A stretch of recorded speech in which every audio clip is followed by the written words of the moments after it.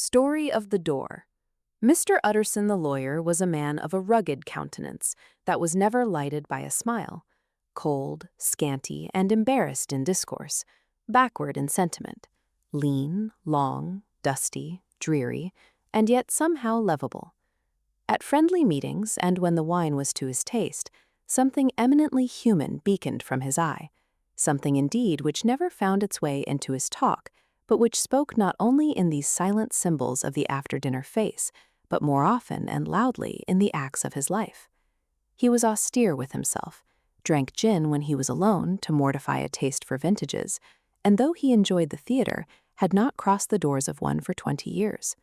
But he had an approved tolerance for others, sometimes wondering, almost with envy, at the high pressure of spirits involved in their misdeeds, and in any extremity inclined to help rather than to reprove.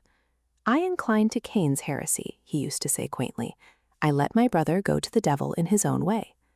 In this character, it was frequently his fortune to be the last reputable acquaintance and the last good influence in the lives of downgoing men.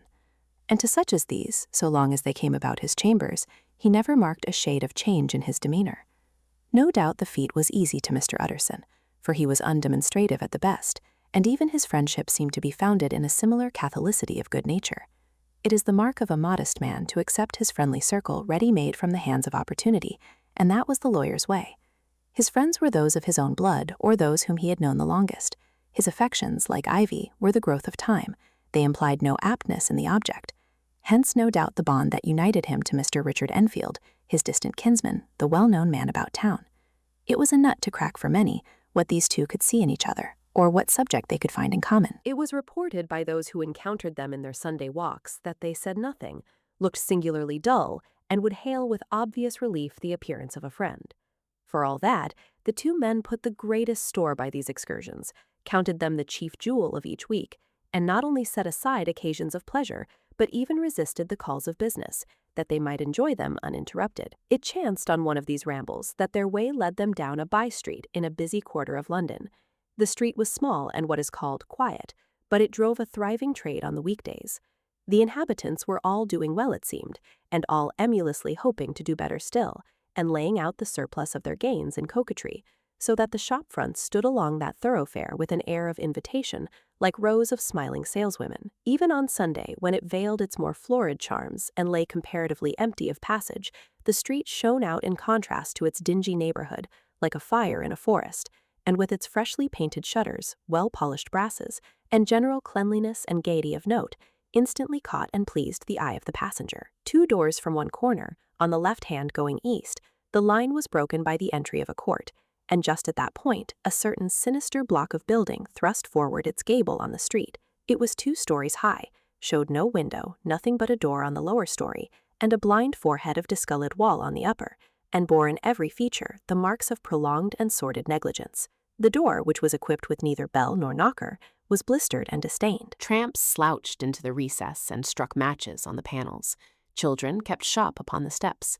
The schoolboy had tried his knife on the moldings, and for close on a generation, no one had appeared to drive away these random visitors or to repair their ravages. Mr. Enfield and the lawyer were on the other side of the by-street, but when they came abreast of the entry, the former lifted up his cane and pointed. "Did you ever remark that door?" he asked, and when his companion had replied in the affirmative, "It is connected in my mind," added he, "with a very odd story." "Indeed," said Mr. Utterson, with a slight change of voice. "And what was that?"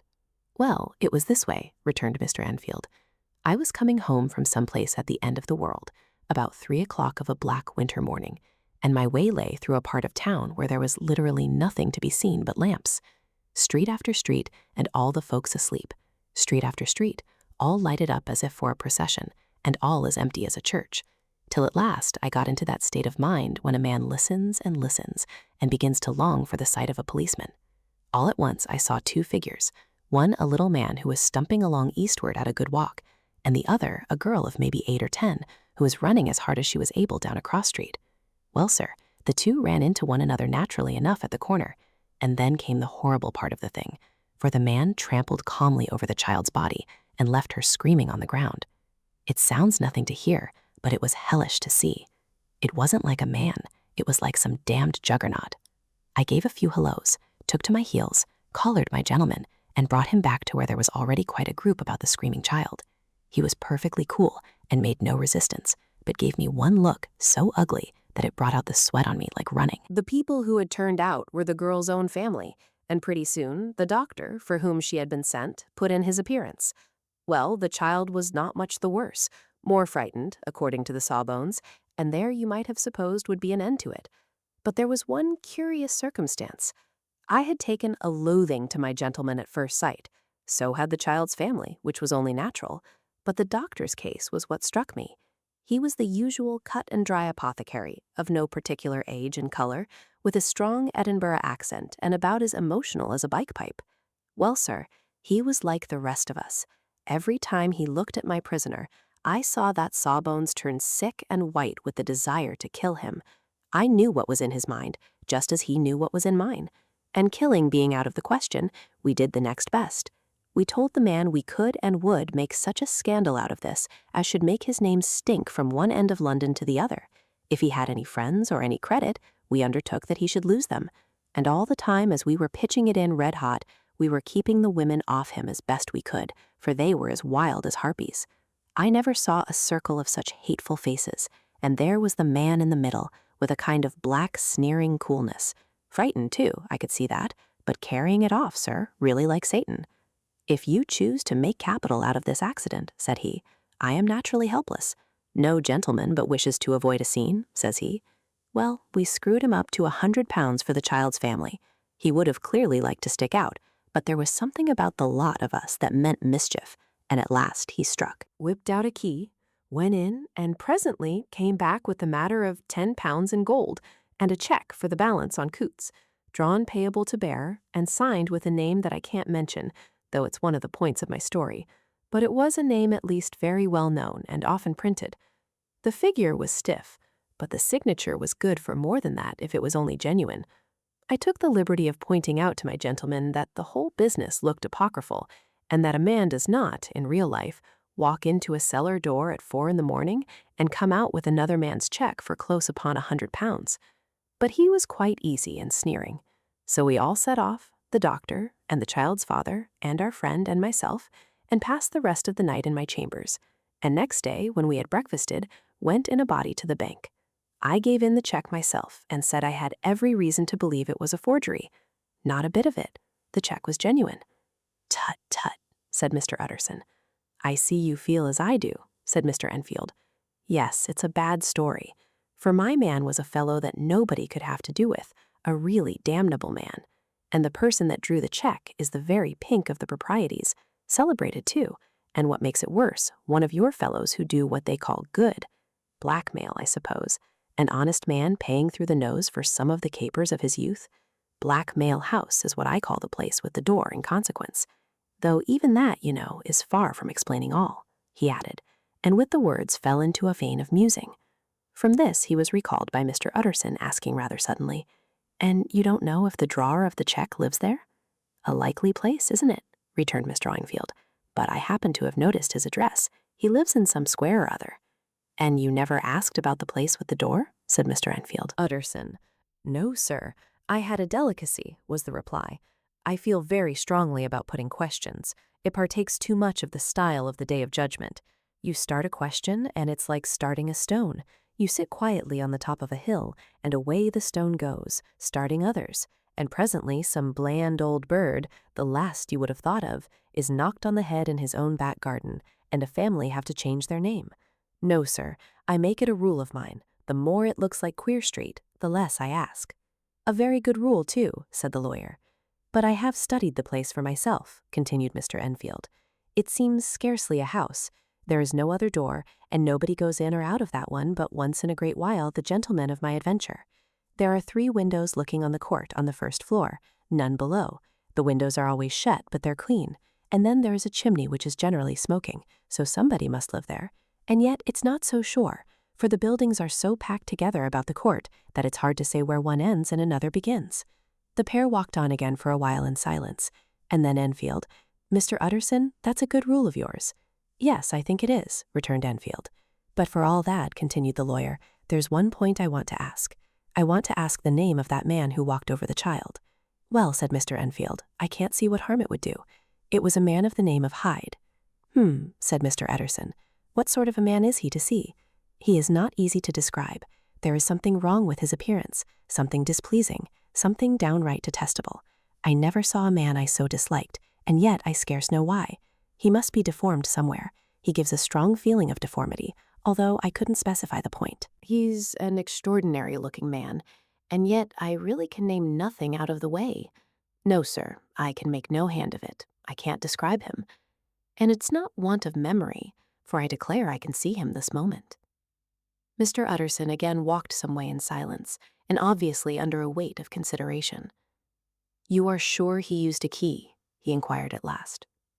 "My dear sir," began Enfield, surprised out of himself. "Yes, I know," said Utterson. "I know it must seem strange. The fact is, if I do not ask you the name of the other party, it is because I know it already. You see, Richard, your tale has gone home. If you have been inexact in any point, you had better correct it." "I think you might have warned me," returned the other with a touch of sullenness.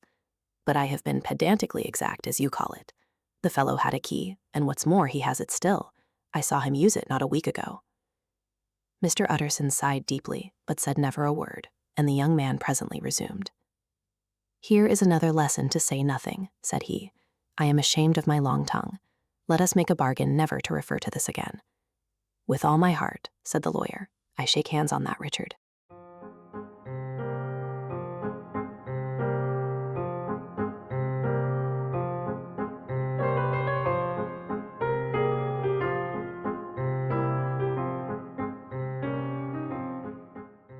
Search for Mr. Hyde. That evening, Mr. Utterson came home to his bachelor house in somber spirits and sat down to dinner without relish. It was his custom of a Sunday, when this meal was over, to sit close by the fire, a volume of some dry divinity on his reading desk, until the clock of the neighboring church rang out the hour of 12, when he would go soberly and gratefully to bed. On this night, however, as soon as the cloth was taken away, he took up a candle and went into his dentist's room. There he opened his safe, took from the most private part of it a document endorsed on the envelope as Dr. Jekyll's will, and sat down with a clouded brow to study its contents. The will was holograph. For Mr. Jekyll, all his possessions were to pass into the hands of his friend and benefactor, Edward Hyde, but that in case of Dr. Jekyll's disappearance or unexplained absence for any period exceeding 3 calendar months, the said Edward Hyde should step into the said Henry Jekyll's shoes without further delay, and free from any burden or obligation beyond the payment of a few small sums to the members of the doctor's household. This document had long been the lawyer's eyesore. It offended him both as a lawyer and as a lover of the sane and customary sides of life, to whom the fanciful was the immodest. And hitherto it was his ignorance of Mr. Hyde that had swelled his indignation. Now, by a sudden turn, it was his knowledge. It was already bad enough when the name was but a name of which he could learn no more. It was worse when it began to be clothed upon with detestable attributes, and out of the shifting, unsubstantial mists that had so long baffled his eye, there leaped up the sudden, definite presentment of a fiend. "I thought it was madness," he said, as he replaced the obnoxious paper in the safe, "and now I begin to fear it is disgrace." With that, he blew out his candle, put on a greatcoat, and set forth in the direction of Cavendish Square, that citadel of medicine, where his friend, the great Dr. Lanyon, had his house and received his crowding patients. If anyone knows, it will be Lanyon, he had thought. The solemn butler knew and welcomed him. He was subjected to no stage of delay, but ushered direct from the door to the dining room, where Dr. Lanyon sat alone over his wine. This was a hearty, healthy, dapper, red-faced gentleman, with a shock of hair prematurely white, and a boisterous and decided manner. At sight of Mr. Utterson, he sprang up from his chair and welcomed him with both hands. The geniality, as was the way of the man, was somewhat theatrical to the eye, but it reposed on genuine feeling. For these two were old friends, old mates both at school and college, both thorough respecters of themselves and of each other, and what does not always follow, men who thoroughly enjoyed each other's company. After a little rambling talk, the lawyer led up to the subject which so disagreeably preoccupied his mind. "I suppose, Lanyon," said he, "you and I must be the 2 oldest friends that Henry Jekyll has." "I wish the friends were younger," chuckled Dr. Lanyon, "but I suppose we are. "And what of that? I see little of him now." "Indeed," said Utterson. "I thought you had a bond of common interest." "We had," was the reply, "but it is more than 10 years since Henry Jekyll became too fanciful for me. He began to go wrong in mind, and though of course I continue to take an interest in him for old sake's sake, as they say, I see and I have seen devilish little of the man. Such unscientific balderdash," added the doctor, flushing suddenly purple, "would have estranged Damon and Pygius."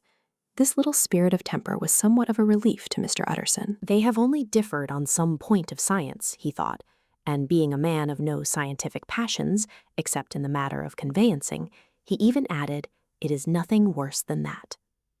He gave his friend a few seconds to recover his composure, and then approached the question he had come to put. "Did you ever come across a protege of his, one Hyde?" he asked. "Hyde?" repeated Lanyon. "No, never heard of him, since my time." That was the amount of information that the lawyer carried back with him to the great dark bed on which he tossed to and fro until the small hours of the morning began to grow large. It was a night of little ease to his toiling mind, toiling in mere darkness and besieged by questions.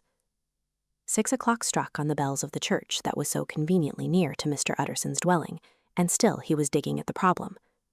Hitherto it had touched him on the intellectual side alone, but now his imagination also was engaged, or rather enslaved, and as he lay and tossed in the gross darkness of the night and the curtained room, Mr. Enfield's tale went by before his mind in a scroll of lighted pictures. He would be aware of the great field of lamps of a nocturnal city, then of the figure of a man walking swiftly, then of a child running from the doctor's, and then these met, and that human juggernaut trod the child down and passed on regardless of her screams.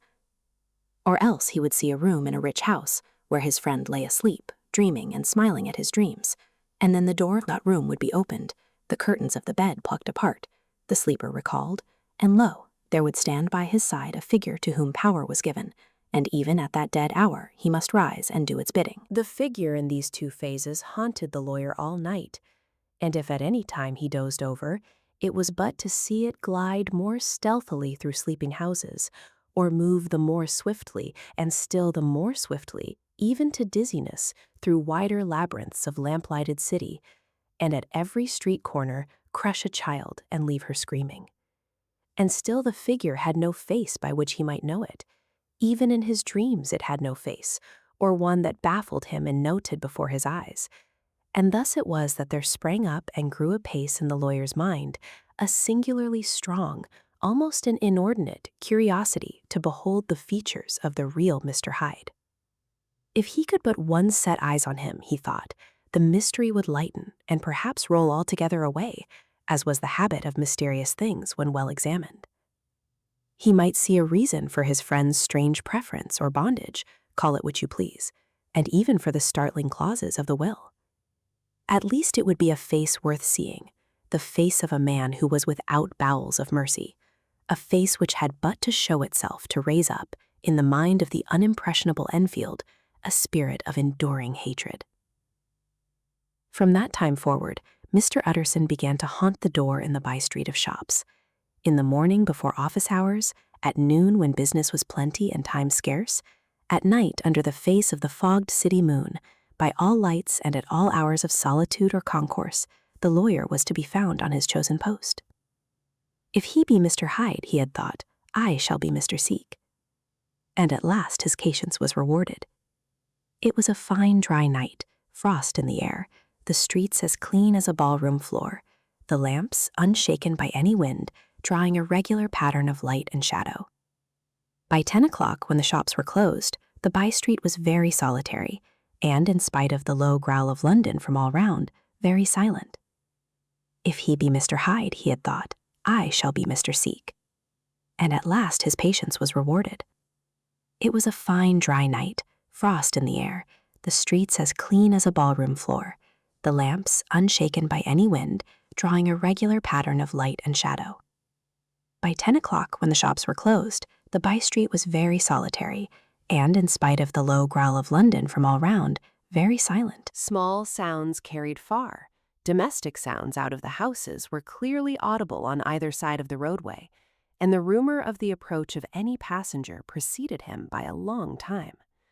Mr. Utterson had been some minutes at his post, when he was aware of an odd, light footstep drawing near. In the course of his nightly patrols, he had long grown accustomed to the quaint effect with which the footfalls of a single person, while he is still a great way off, suddenly spring out distinct from the vast hum and clatter of the city. Yet his attention had never before been so sharply and decisively arrested, and it was with a strong superstitious prevision of success that he withdrew into the entry of the court. The steps drew swiftly nearer and swelled out suddenly louder as they turned the end of the street. The lawyer, looking forth from the entry, could soon see what manner of man he had to deal with. He was small and very plainly dressed, and the look of him, even at that distance, went somehow strongly against the watcher's inclination. But he made straight for the door, crossing the roadway to save time, and as he came he drew a key from his pocket like one approaching home. Mr. Utterson stepped out and touched him on the shoulder as he passed. "Mr. Hyde, I think?" Mr. Hyde shrank back with a hissing intake of the breath, but his fear was only momentary, and though he did not look the lawyer in the face, he answered coolly enough, "That is my name. What do you want?" "I see you are going in," returned the lawyer. "I am an old friend of Dr. Jekyll's, Mr. Utterson of Gaunt Street. You must have heard of my name, and meeting you so conveniently, I thought you might admit me." "You will not find Dr. Jekyll. He is from home," replied Mr. Hyde, blowing in the key. And then suddenly, but still without looking up, "How did you know me?" he asked. "On your side," said Mr. Utterson. "Will you do me a favor?" "With pleasure," replied the other. "What shall it be?" "Will you let me see your face?" asked the lawyer. Mr. Hyde appeared to hesitate, and then, as if upon some sudden reflection, fronted about with an air of defiance, and the pair stared at each other pretty fixedly for a few seconds. "Now I shall know you again," said Mr. Utterson. "It may be useful." "Yes," returned Mr. Hyde, "it is as well we have met, and propos, you should have my address," and he gave a number of a street in Soho. "Good God," thought Mr. Utterson, "can he too have been thinking of the will?" But he kept his feelings to himself and only grunted in acknowledgment of the address. "And now," said the other, "how did you know me?" "By description," was the reply. "Whose description?" "We have common friends," said Mr. Utterson. "Common friends?" echoed Mr. Hyde, a little hoarsely. "Who are they?" "Jekyll, for instance," said the lawyer. "He never told you," cried Mr. Hyde with a flush of anger. "I did not think you would have lied." "Come," said Mr. Utterson, "that is not fitting language." The other snarled aloud into a savage laugh, and the next moment, with extraordinary quickness, he had unlocked the door and disappeared into the house. The lawyer stood a while when Mr. Hyde had left him, the picture of disquietude. Then he began slowly to mount the street, pausing every step or two and putting his hand to his brow like a man in mental perplexity. The problem he was thus debating as he walked was one of a class that is rarely solved. Mr. Hyde was pale and dwarfish. He gave an impression of deformity without any nameable malformation. He had a displeasing smile. He had borne himself to the lawyer with a sort of murderous mixture of timidity and boldness, and he spoke with a husky, whispering, and somewhat broken voice. All these were points against him, but not all of these together could explain the hitherto unknown disgust, loathing, and fear with which Mr. Utterson regarded him. "There must be something else," said the perplexed gentleman. "There is something more, if I could find a name for it. God bless me, the man seems hardly human. Something troglodytic, shall we say? Or can it be the old story of Dr. Fell? Or is it the mere radiance of a foul soul that thus transpires through and transfigures its clay continent? The last, I think. For oh, my poor old Harry Jekyll, if ever I read Satan's signature upon a face, it is on that of your new friend." Round the corner from the by-street, there was a square of ancient, handsome houses, now for the most part decayed from their high estate and let in flats and chambers to all sorts and conditions of men: map engravers, architects, shady lawyers, and the agents of obscure enterprises. One house, however, second from the corner, was still occupied entire, and at the door of this, which wore a great air of wealth and comfort, though it was now plunged in darkness except for the fanlight, Mr. Utterson stopped and knocked. A well-dressed elderly servant opened the door. "Is Dr. Jekyll at home, Poole?" asked the lawyer. "I will see Mr. Utterson," said Poole, admitting the visitor as he spoke into a large, low-roofed, comfortable hall paved with flags, warmed after the fashion of a country house by a bright open fire, and furnished with costly cabinets of oak. "Will you wait here by the fire, sir, or shall I give you a light in the dining room?" "Here, thank you," said the lawyer, and he drew near and leaned on the tall fender. This hall, in which he was now left alone, was a pet fancy of his friend the doctor's, and Utterson himself was wont to speak of it as the pleasantest room in London. But tonight there was a shudder in his blood. The face of Hyde sat heavy on his memory. He felt, what was rare with him, a nausea and distaste of life, and in the gloom of his spirits he seemed to read a menace in the flickering of the firelight on the polished cabinets and the uneasy starting of the shadow on the roof. He was ashamed of his relief when Poole presently returned to announce that Dr. Jekyll was gone out. "I saw Mr. Hyde go in by the old dissecting room, Poole," he said. "Is that right when Dr. Jekyll is from home?" "Quite right, Mr. Utterson, sir," replied the servant. "Mr. Hyde has a key." "Your master seems to repose a great deal of trust in that young man, Poole," resumed the other musingly. "Yes, sir, he does indeed," said Poole. "We have all orders to obey him." "I do not think I ever met Mr. Hyde?" asked Utterson. "Oh dear no, sir. He never dines here," replied the butler. "Indeed, we see very little of him on this side of the house. He mostly comes and goes by the laboratory." "Well, good night, Poole." "Good night, Mr. Utterson." And the lawyer set out homeward with a very heavy heart. "Poor Harry Jekyll," he thought. "My mind misgives me he is in deep waters. He was wild when he was young, a long while ago to be sure, but in the law of God there is no statute of limitations. Ah, it must be that, the ghost of some old sin, the cancer of some concealed disgrace, punishment coming per eclado, years after memory has forgotten and self-love condoned the fault." And the lawyer, scared by the thought, brooded a while on his own past, groping in all the corners of memory, lest by chance some jack-in-the-box of an old iniquity should leap to light there. His past was fairly blameless. Few men could read the rolls of their life with less apprehension, yet he was humbled to the dust by the many ill things he had done, and raised up again into a sober and fearful gratitude by the many he had come so near to doing yet avoided. And then by a return on his former subject, he conceived a spark of hope. This Master Hyde, if he were studied, thought he, must have secrets of his own, black secrets by the look of him, secrets compared to which poor Jekyll's worst would be like sunshine. Things cannot continue as they are. It turns me cold to think of this creature stealing like a thief to Harry's bedside.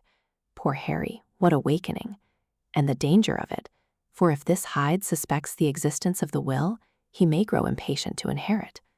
"Ah, I must put my shoulder to the wheel, if Jekyll will but let me," he added. "If Jekyll will only let me." For once more he saw before his mind's eye, as clear as transparency, the strange clauses of the will.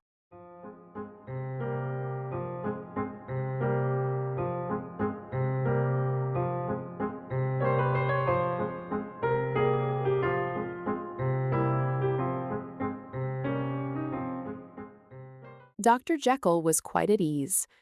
A fortnight later, by excellent good fortune, the doctor gave one of his pleasant dinners to some 5 or 6 old cronies, all intelligent, reputable men, and all judges of good wine, and Mr. Utterson so contrived that he remained behind after the others had departed.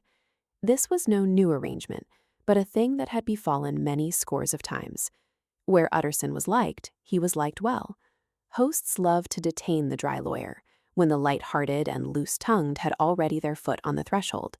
They liked to sit a while in his unobtrusive company, practicing for solitude, sobering their minds in the man's rich silence after the expense and strain of gaiety. To this rule, Dr. Jekyll was no exception, and as he now sat on the opposite side of the fire, a large, well-made, smooth-faced man of 50, with something of a slyish cast perhaps, but every mark of capacity and kindness, you could see by his looks that he cherished for Mr. Utterson a sincere and warm affection. "I have been wanting to speak to you, Jekyll," began the latter. "You know that will of yours?" A close observer might have gathered that the topic was distasteful, but the doctor carried it off gaily. "My poor Utterson," said he, "you are unfortunate in such a client. I never saw a man so distressed as you were by my will, unless it were that hidebound pedant Lanyon, at what he called my scientific heresies. Oh, I know he's a good fellow, you needn't frown, an excellent fellow, and I always mean to see more of him, but a hidebound pedant for all that, an ignorant, blatant pedant. I was never more disappointed in any man than Lanyon. You know I never approved of it," pursued Utterson, ruthlessly disregarding the fresh topic. "My will? Yes, certainly, I know that," said the doctor, a trifle sharply. "You have told me so." Well, I tell you so again, continued the lawyer. I have been learning something of young Hyde. The large, handsome face of Dr. Jekyll grew pale to the very lips, and there came a blackness about his eyes. I do not care to hear more, said he. This is a matter I thought we had agreed to drop. What I heard was abominable, said Utterson. It can make no change. You do not understand my position, returned the doctor, with a certain incoherency of manner. I am painfully situated, Utterson. My position is a very strange one. It is one of those affairs that cannot be mended by talking. Jekyll, said Utterson, you know me. I am a man to be trusted. Make a clean breast of this in confidence, and I make no doubt I can get you out of it. My good Utterson, said the doctor, this is very good of you. This is downright good of you, and I cannot find words to thank you in. I believe you fully. I would trust you before any man alive. I, before myself, if I could make the choice. But indeed, it isn't what you fancy. It is not as bad as that. And just to put your good heart at rest, I will tell you one thing. The moment I choose, I can be rid of Mr. Hyde. I give you my hand upon that, and I thank you again and again. And I will just add one little word, Utterson, that I'm sure you'll take in good part. This is a private matter, and I beg of you to let it sleep. Utterson reflected a little, looking in the fire. I have no doubt you are perfectly right, he said at last, getting to his feet. Well, but since we have touched upon this business, and for the last time, I hope, continued the doctor, there is one point I should like you to understand. I have really a very great interest in poor Hyde. I know you have seen him, he told me so, and I fear he was rude. But I do sincerely take a very great interest in that young man. And if I am taken away, Utterson, I wish you to promise me that you will bear with him and get his rights for him. I think you would if you knew all, and it would be a weight off my mind if you would promise. I can't pretend that I shall ever like him, said the lawyer. I don't ask that, pleaded Jekyll, laying his hand upon the other's arm. I only ask for justice. I only ask you to help him for my sake when I am no longer here. Utterson heaved an irrepressible sigh. Well, said he, I promise.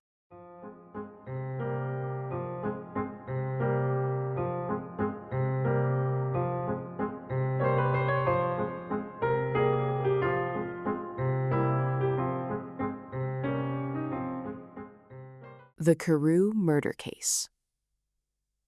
Nearly a year later, in the month of October 18, London was startled by a crime of singular ferocity and rendered all the more notable by the high position of the victim.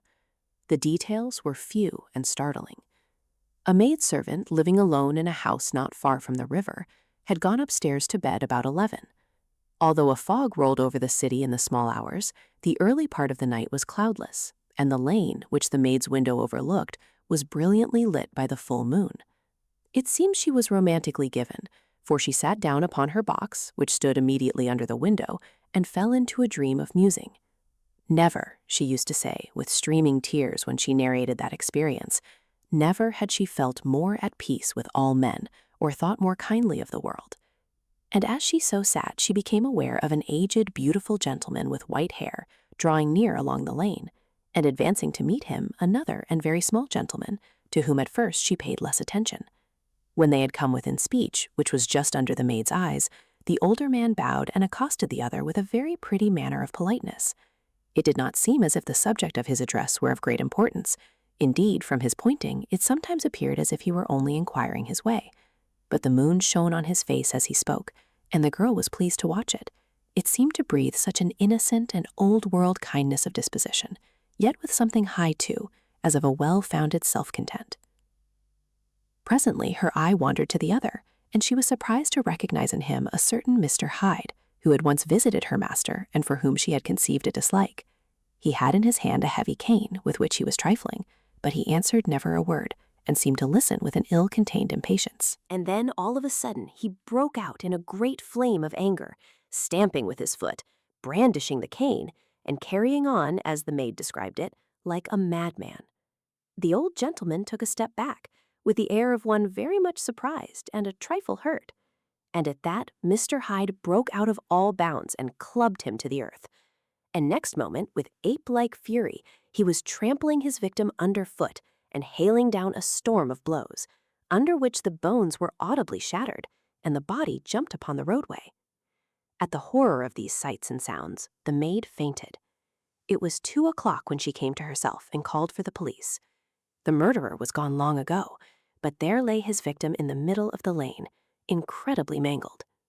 The stick with which the deed had been done, although it was of some rare and very tough and heavy wood, had broken in the middle under the stress of this insensate cruelty, and one splintered half had rolled in the neighboring gutter. The other, without doubt, had been carried away by the murderer. A purse and gold watch were found upon the victim, but no cards or papers, except a sealed and stamped envelope, which he had been probably carrying to the post, and which bore the name and address of Mr. Utterson. This was brought to the lawyer the next morning before he was out of bed, and he had no sooner seen it and been told the circumstances than he shot out a solemn lip. "I shall say nothing till I have seen the body," said he. "This may be very serious. Have the kindness to wait while I dress." And with the same grave countenance he hurried through his breakfast and drove to the police station, whither the body had been carried. As soon as he came into the cell, he nodded. "Yes," said he, "I recognize him. I am sorry to say that this is Sir Danvers Carew." "Good God, sir," exclaimed the officer. "Is it possible?" And the next moment his eye lighted up with professional ambition. "This will make a deal of noise," he said, "and perhaps you can help us to the man." And he briefly narrated what the maid had seen and showed the broken stick. Mr. Utterson had already quailed at the name of Hyde, but when the stick was laid before him, he could doubt no longer. Broken and battered as it was, he recognized it for one that he had himself presented many years before to Henry Jekyll. "Is this Mr. Hyde a person of small stature?" he inquired.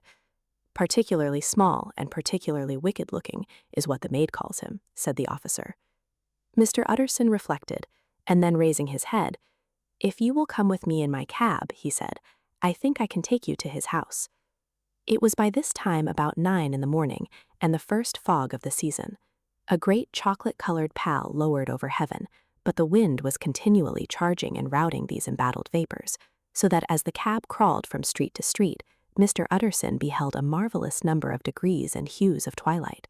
For here it would be dark like the back end of evening, and there would be a glow of a rich, lurid brown like the light of some strange conflagration. And here, for a moment, the fog would be quite broken up, and a haggard shaft of daylight would glance in between the swirling wreaths. The dismal quarter of Soho seen under these changing glimpses, with its muddy ways and slatternly passengers, and its lamps which had never been extinguished or had been kindled afresh to combat this mournful reinvasion of darkness, seemed, in the lawyer's eyes, like a district of some city in a nightmare.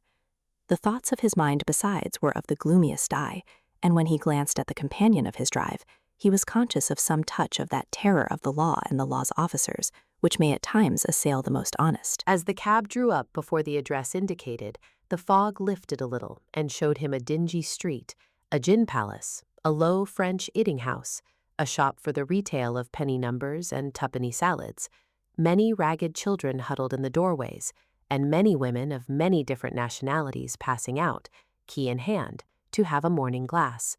And the next moment the fog settled down again upon that part, as brown as umber, and cut him off from his blackguardly surroundings. This was the home of Henry Jekyll's favorite, of a man who was heir to 250,000 sterling. An ivory-faced and silvery-haired old woman opened the door. She had an evil face, smoothed by hypocrisy, but her manners were excellent. Yes, she said, this was Mr. Hyde's, but he was not at home. He had been in that night very late, but he had gone away again in less than an hour. There was nothing strange in that. His habits were very irregular, and he was often absent. For instance, it was nearly 2 months since she had seen him till yesterday. "Very well, then, we wish to see his rooms," said the lawyer, and when the woman began to declare it was impossible, "I had better tell you who this person is," he added. "This is Inspector Newcomen of Scotland Yard." A flash of odious joy appeared upon the woman's face. "Ah," said she, "he is in trouble. What has he done?" Mr. Utterson and the inspector exchanged glances. "He don't seem a very popular character," observed the latter. "And now, my good woman, just let me and this gentleman have a look about us." In the whole extent of the house, which but for the old woman remained otherwise empty, Mr. Hyde had only used a couple of rooms, but these were furnished with luxury and good taste. A closet was filled with wine. The plate was of silver, the napery elegant. A good picture hung upon the walls, a gift, as Utterson supposed, from Henry Jekyll, who was much of a connoisseur, and the carpets were of many piles and agreeable in color. At this moment, however, the rooms bore every mark of having been recently and hurriedly ransacked. Clothes lay about the floor, with their pockets inside out. Lock-fast drawers stood open, and on the hearth there lay a pile of gray ashes, as though many papers had been burned. From these embers the inspector disinterred the butt end of a green checkbook, which had resisted the action of the fire. The other half of the stick was found behind the door, and as this clinched his suspicions, the officer declared himself delighted. A visit to the bank, where several £1,000s were found to be lying to the murderer's credit, completed his gratification. "You may depend upon it, sir," he told Mr. Utterson. "I have him in my hand. He must have lost his head, or he never would have left the stick, or above all, burned the checkbook. Why, money's life to the man. We have nothing to do but wait for him at the bank and get out the handbills." This last, however, was not so easy of accomplishment, for Mr. Hyde had numbered few familiars. Even the master of the servant maid had only seen him twice. His family could nowhere be traced. He had never been photographed, and the few who could describe him differed widely, as common observers will. Only on one point were they agreed, and that was the haunting sense of unexpressed deformity with which the fugitive impressed his beholders.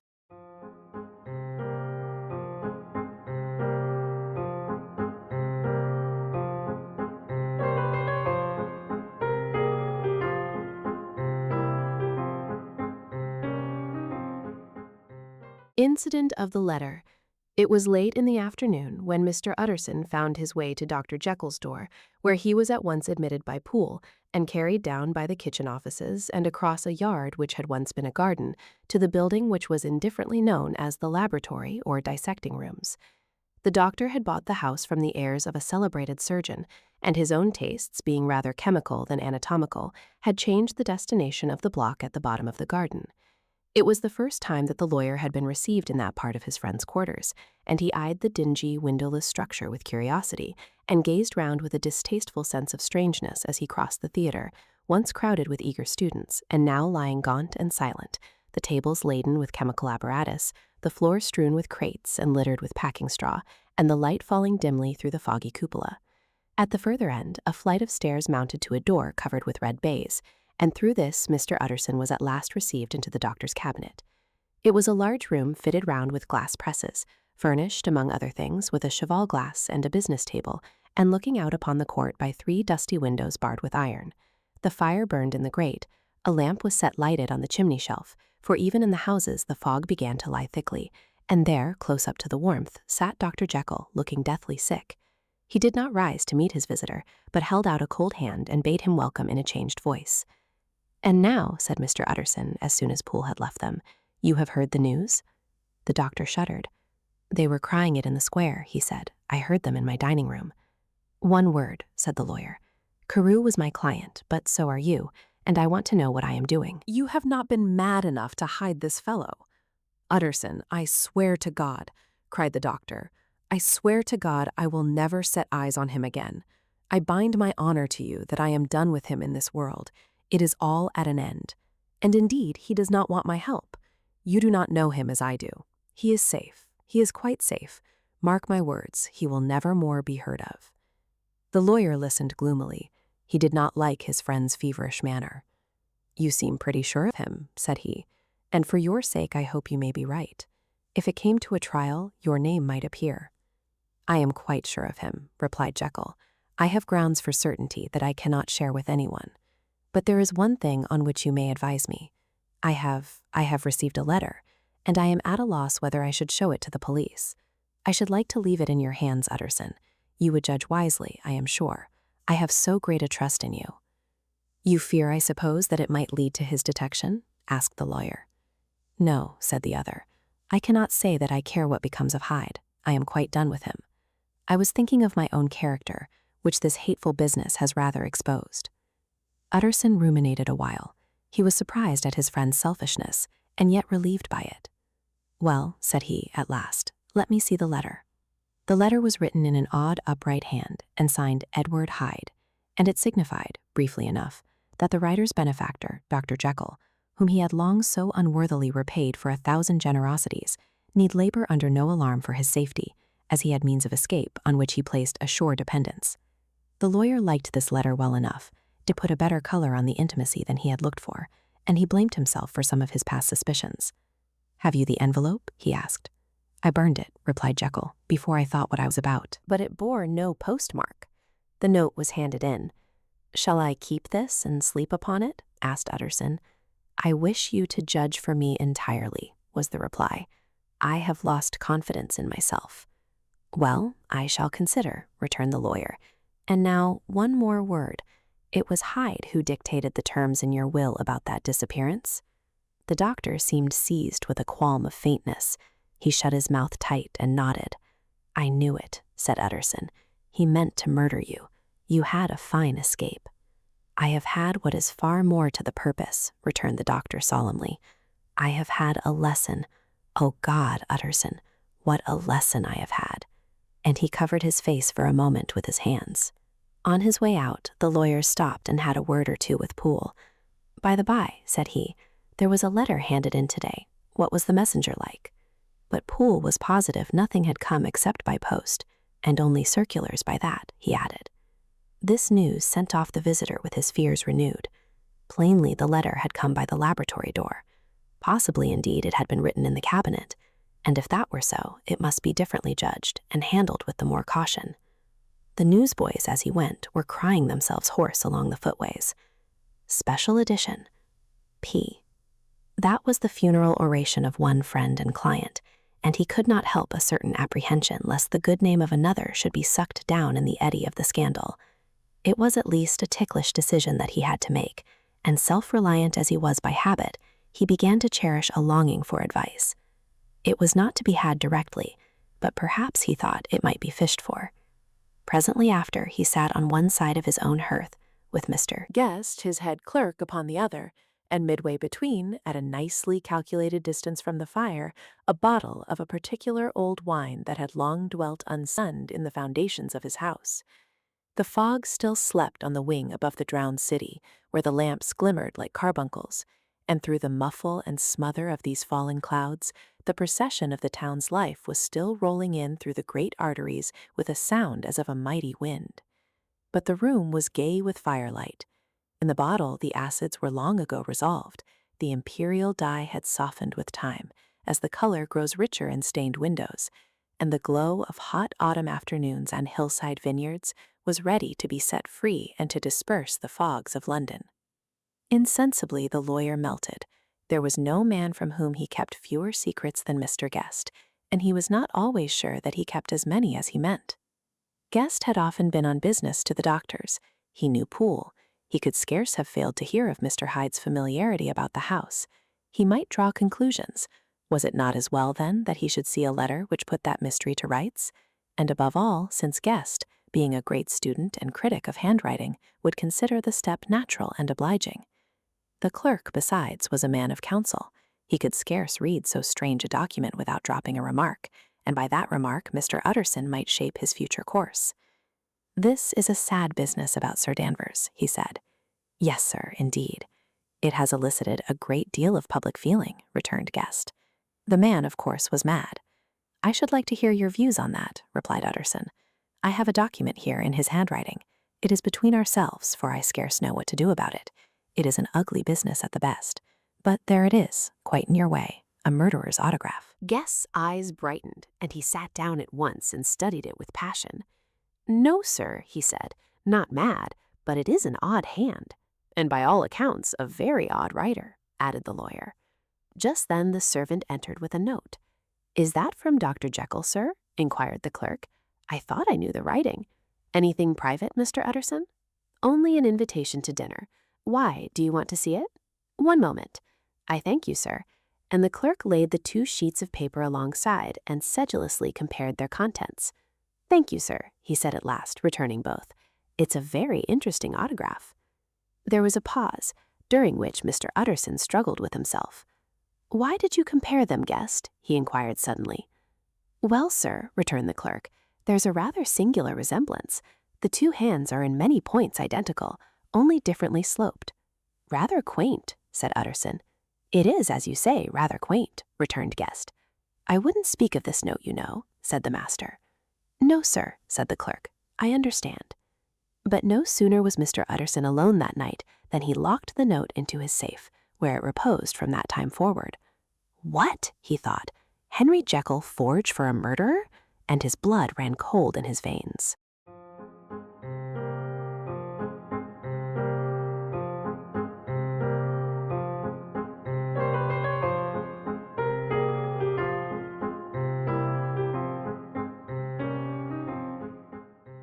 Incident of Dr. Lanyon.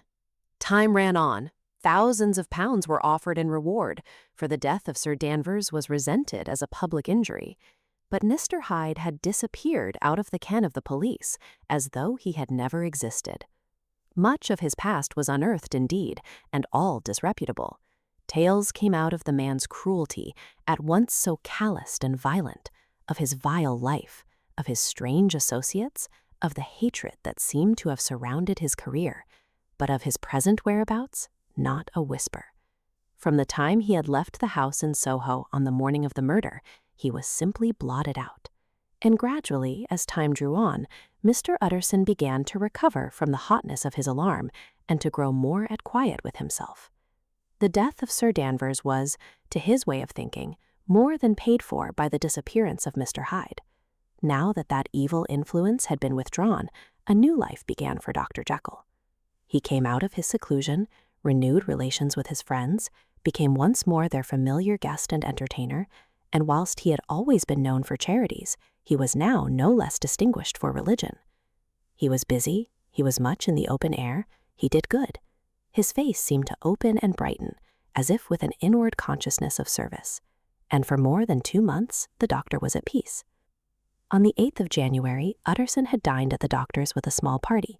Lanyon had been there, and the face of the host had looked from one to the other as in the old days when the trio were inseparable friends. On the 12th, and again on the 14th, the door was shut against the lawyer. The doctor was confined to the house pool, said, and saw no one. On the 15th, he tried again and was again refused. And having now been used for the last 2 months to see his friend almost daily, he found this return of solitude to weigh upon his spirits. The 5th night he had in guests to dine with him, and the 6th he betook himself to Dr. Lanyon's. There at least he was not denied admittance, but when he came in he was shocked at the change which had taken place in the doctor's appearance. He had his death warrant written legibly upon his face. The rosy man had grown pale, his flesh had fallen away, he was visibly balder and older. And yet it was not so much these tokens of a swift physical decay that arrested the lawyer's notice, as a look in the eye and quality of manner that seemed to testify to some deep-seated terror of the mind. It was unlikely that the doctor should fear death, and yet that was what Utterson was tempted to suspect. Yes, he thought, he is a doctor, he must know his own state and that his days are counted, and the knowledge is more than he can bear. And yet when Utterson remarked on his ill looks, it was with an air of great firmness that Lanyon declared himself a doomed man. "I have had a shock," he said, "and I shall never recover. It is a question of weeks. Well, life has been pleasant. I liked it. Yes, sir, I used to like it. I sometimes think if we knew all, we should be more glad to get away." "Jekyll is ill too," observed Utterson. "Have you seen him?" But Lanyon's face changed, and he held up a trembling hand. "I wish to see or hear no more of Dr. Jekyll," he said in a loud, unsteady voice. "I am quite done with that person, and I beg that you will spare me any allusion to one whom I regard as dead." "Tut, tut," said Mr. Utterson, and then after a considerable pause, "Can't I do anything?" he inquired. "We are 3 very old friends, Lanyon. We shall not live to make others." "Nothing can be done," returned Lanyon. "Ask himself." "He will not see me," said the lawyer. "I am not surprised at that," was the reply. "Some day, Utterson, after I am dead, you may perhaps come to learn the right and wrong of this. I cannot tell you. And in the meantime, if you can sit and talk with me of other things, for God's sake, stay and do so. But if you cannot keep clear of this accursed topic, then in God's name go, for I cannot bear it." As soon as he got home, Utterson sat down and wrote to Jekyll, complaining of his exclusion from the house, and asking the cause of this unhappy break with Lanyon, and the next day brought him a long answer, often very pathetically worded, and sometimes darkly mysterious in drift. The quarrel with Lanyon was incurable. "I do not blame our old friend," Jekyll wrote, "but I share his view that we must never meet. I mean from henceforth to lead a life of extreme seclusion. You must not be surprised, nor must you doubt my friendship, if my door is often shut even to you. You must suffer me to go my own dark way. I have brought on myself a punishment and a danger that I cannot name. If I am the chief of sinners, I am the chief of sufferers also. I could not think that this earth contained a place for sufferings and terrors so unmanning. And you can do but one thing, Utterson, to lighten this destiny, and that is to respect my silence." Utterson was amazed. The dark influence of Hyde had been withdrawn. The doctor had returned to his old tasks and amities. A week ago, the prospect had smiled with every promise of a cheerful and an honored age. And now, in a moment, friendship and peace of mind and the whole tenor of his life were wrecked. So great and unprepared a change pointed to madness. But in view of Lanyon's manner and words, there must lie for it some deeper ground. A week afterwards, Dr. Lanyon took to his bed, and in something less than a fortnight he was dead. The night after the funeral, at which he had been sadly affected, Utterson locked the door of his business room, and sitting there by the light of a melancholy candle, drew out and set before him an envelope addressed by the hand and sealed with the seal of his dead friend. Private, for the hands of G.J. Utterson alone, and in case of his predecease, to be destroyed unread. So it was emphatically superscribed, and the lawyer dreaded to behold the contents. "I have buried one friend today," he thought. "What if this should cost me another?" And then he condemned the fear as a disloyalty and broke the seal. Within there was another enclosure, likewise sealed, and marked upon the cover as not to be opened till the death or disappearance of Dr. Henry Jekyll. Utterson could not trust his eyes. Yes, it was disappearance. Here again, as in the mad will which he had long ago restored to its author, here again were the idea of a disappearance and the name of Henry Jekyll bracketed. But in the will, that idea had sprung from the sinister suggestion of the man Hyde. It was set there with a purpose all too plain and horrible. Written by the hand of Lanyon, what should it mean? A great curiosity came on the trustee, to disregard the prohibition and dive at once to the bottom of these mysteries. But professional honor and faith to his dead friend were stringent obligations, and the packet slept in the inmost corner of his private safe. It is one thing to mortify curiosity, another to conquer it, and it may be doubted if from that day forth, Utterson desired the society of his surviving friend with the same eagerness. He thought of him kindly, but his thoughts were disquieted and fearful. He went to call indeed, but he was perhaps relieved to be denied admittance. Perhaps in his heart he preferred to speak with Poole upon the doorstep, and surrounded by the air and sounds of the open city, rather than to be admitted into that house of voluntary bondage, and to sit and speak with its inscrutable recluse. Poole had indeed no very pleasant news to communicate. The doctor, it appeared, now more than ever, confined himself to the cabinet over the laboratory, where he would sometimes even sleep. He was out of spirits. He had grown very silent. He did not read. It seemed as if he had something on his mind. Utterson became so used to the unvarying character of these reports that he fell off little by little in the frequency of his visits.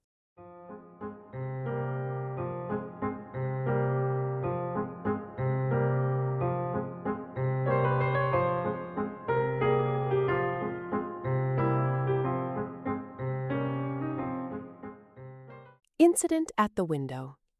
It chanced on Sunday, when Mr. Utterson was on his usual walk with Mr. Enfield, that their way lay once again through the by-street, and that when they came in front of the door, both stopped to gaze on it.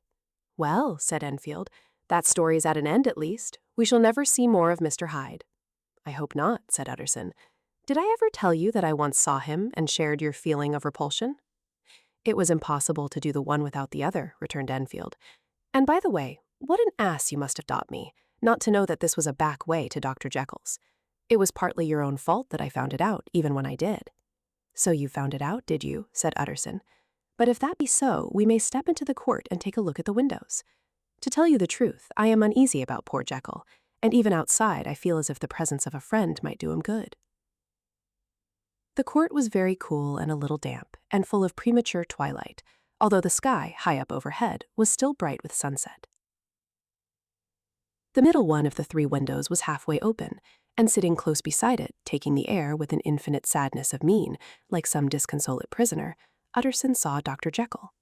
"What? Jekyll! Jekyll!" he cried. "I trust you are better." "I am very low, Utterson," replied the doctor drearily. "Very low. It will not last long, thank God." "You stay too much indoors," said the lawyer. "You should be out, whipping up the circulation like Mr. Enfield and me. This is my cousin, Mr. Enfield, doctor. Come now, get your hat and take a quick turn with us."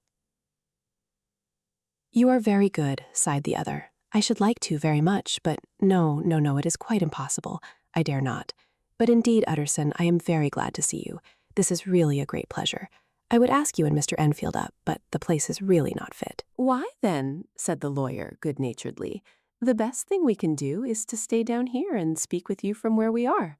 "That is just what I was about to venture to propose," returned the doctor with a smile. But the words were hardly uttered before the smile was struck out of his face and succeeded by an expression of such abject terror and despair as froze the very blood of the two gentlemen below. They saw it but for a glimpse, for the window was instantly thrust down. But that glimpse had been sufficient, and they turned and left the court without a word. In silence, too, they traversed the by-street, and it was not until they had come into a neighboring thoroughfare, where even upon a Sunday there were still some stirrings of life, that Mr. Utterson at last turned and looked at his companion. They were both pale, and there was an answering horror in their eyes. "God forgive us, God forgive us," said Mr. Utterson. But Mr. Enfield only nodded his head very seriously and walked on once more in silence.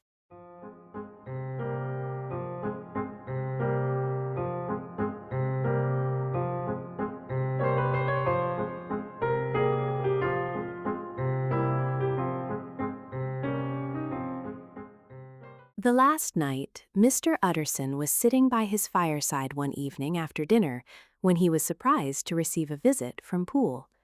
"Bless me, Poole, what brings you here?" he cried. And then taking a second look at him, "What ails you?" he added. "Is the doctor ill?" "Mr. Utterson," said the man, "there is something wrong." "Take a seat, and here is a glass of wine for you," said the lawyer. "Now, take your time and tell me plainly what you want." "You know the doctor's ways, sir," replied Poole, "and how he shuts himself up. Well, he's shut up again in the cabinet, and I don't like it, sir. I wish I may die if I like it. Mr. Utterson, sir, I'm afraid." "Now, my good man," said the lawyer, "be explicit. What are you afraid of?" "I've been afraid for about a week," returned Poole, doggedly disregarding the question, "and I can bear it no more." The man's appearance amply bore out his words. His manner was altered for the worse, and except for the moment when he had first announced his terror, he had not once looked the lawyer in the face. Even now he sat with the glass of wine untasted on his knee and his eyes directed to a corner of the floor. "I can bear it no more," he repeated. "Come," said the lawyer, "I see you have some good reason, Poole. I see there is something seriously amiss. Try to tell me what it is." "I think there's been foul play," said Poole hoarsely. "Foul play?" cried the lawyer, a good deal frightened and rather inclined to be irritated in consequence. "What foul play? What does the man mean?" "I daren't say, sir," was the answer. "But will you come along with me and see for yourself?" Mr. Utterson's only answer was to rise and get his hat and greatcoat, but he observed with wonder the greatness of the relief that appeared upon the butler's face, and perhaps with no less, that the wine was still untasted when he set it down to follow. It was a wild, cold, seasonable night of March, with a pale moon lying on her back as though the wind had tilted her, and flying wrack of the most diaphanous and lawny texture. The wind made talking difficult and flecked the blood into the face. It seemed to have swept the streets unusually bare of passengers besides, for Mr. Utterson thought he had never seen that part of London so deserted. He could have wished it otherwise. Never in his life had he been conscious of so sharp a wish to see and touch his fellow creatures. For struggle as he might, there was borne in upon his mind a crushing anticipation of calamity. The square, when they got there, was full of wind and dust, and the thin trees in the garden were lashing themselves along the railing. Poole, who had kept all the way a pace or two ahead, now pulled up in the middle of the pavement, and in spite of the biting weather, took off his hat and mopped his brow with a red pocket handkerchief. But for all the hurry of his coming, these were not the dews of exertion that he wiped away, but the moisture of some strangling anguish, for his face was white, and his voice, when he spoke, harsh and broken. "Well, sir," he said, "here we are." and God grant there be nothing wrong." "Amen, Poole," said the lawyer. Thereupon the servant knocked in a very guarded manner. The door was opened on the chain, and a voice asked from within, "Is that you, Poole?" "It's all right," said Poole. "Open the door." The hall, when they entered it, was brightly lighted up. The fire was built high, and about the hearth the whole of the servants, men and women, stood huddled together like a flock of sheep. At the sight of Mr. Utterson, the housemaid broke into hysterical whimpering, and the cook, crying out, "Bless God, it's Mr. Utterson," ran forward as if to take him in her arms. What? Are you all here?" said the lawyer peevishly. "Very irregular, very unseemly. Your master would be far from pleased." "They are all afraid," said Poole. Blank silence followed, no one protesting. Only the maid lifted her voice and now wept loudly. "Hold your tongue," Poole said to her, with a ferocity of accent that testified to his own jangled nerves. And indeed, when the girl had so suddenly raised the note of her lamentation, they had all started and turned towards the inner door with faces of dreadful expectation. "And now," continued the butler, addressing the knife boy, "reach me a candle, and we'll get this through hands at once." And then he begged Mr. Utterson to follow him and led the way to the back garden. "Now, sir," said he, "you come as gently as you can. I want you to hear, and I don't want you to be heard. And see here, sir, if by any chance he was to ask you in, don't go." Mr. Utterson's nerves at this unlooked-for termination gave a jerk that nearly threw him from his balance, but he recollected his courage and followed the butler into the laboratory building, through the surgical theater, with its lumber of crates and bottles, to the foot of the stair.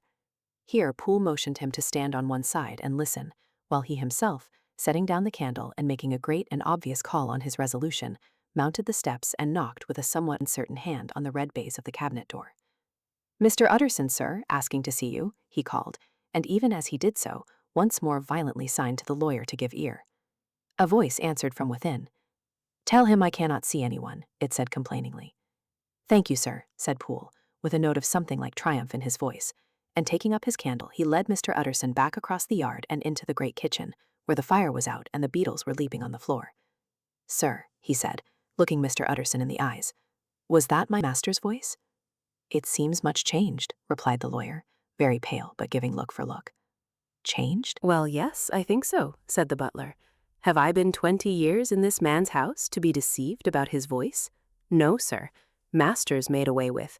He was made away with 8 days ago, when we heard him cry out upon the name of God. And who's in there instead of him, and why it stays there, is a thing that cries to heaven, Mr. Utterson." "That is a very strange tale, Poole." "This is rather a wild tale, my man," said Mr. Utterson, biting his finger. "Suppose it were as you suppose. Supposing Dr. Jekyll to have been, well, murdered. What could induce the murderer to stay? That won't hold water. It doesn't commend itself to reason." "Well, Mr. Utterson, you are a hard man to satisfy, but I'll do it yet," said Poole.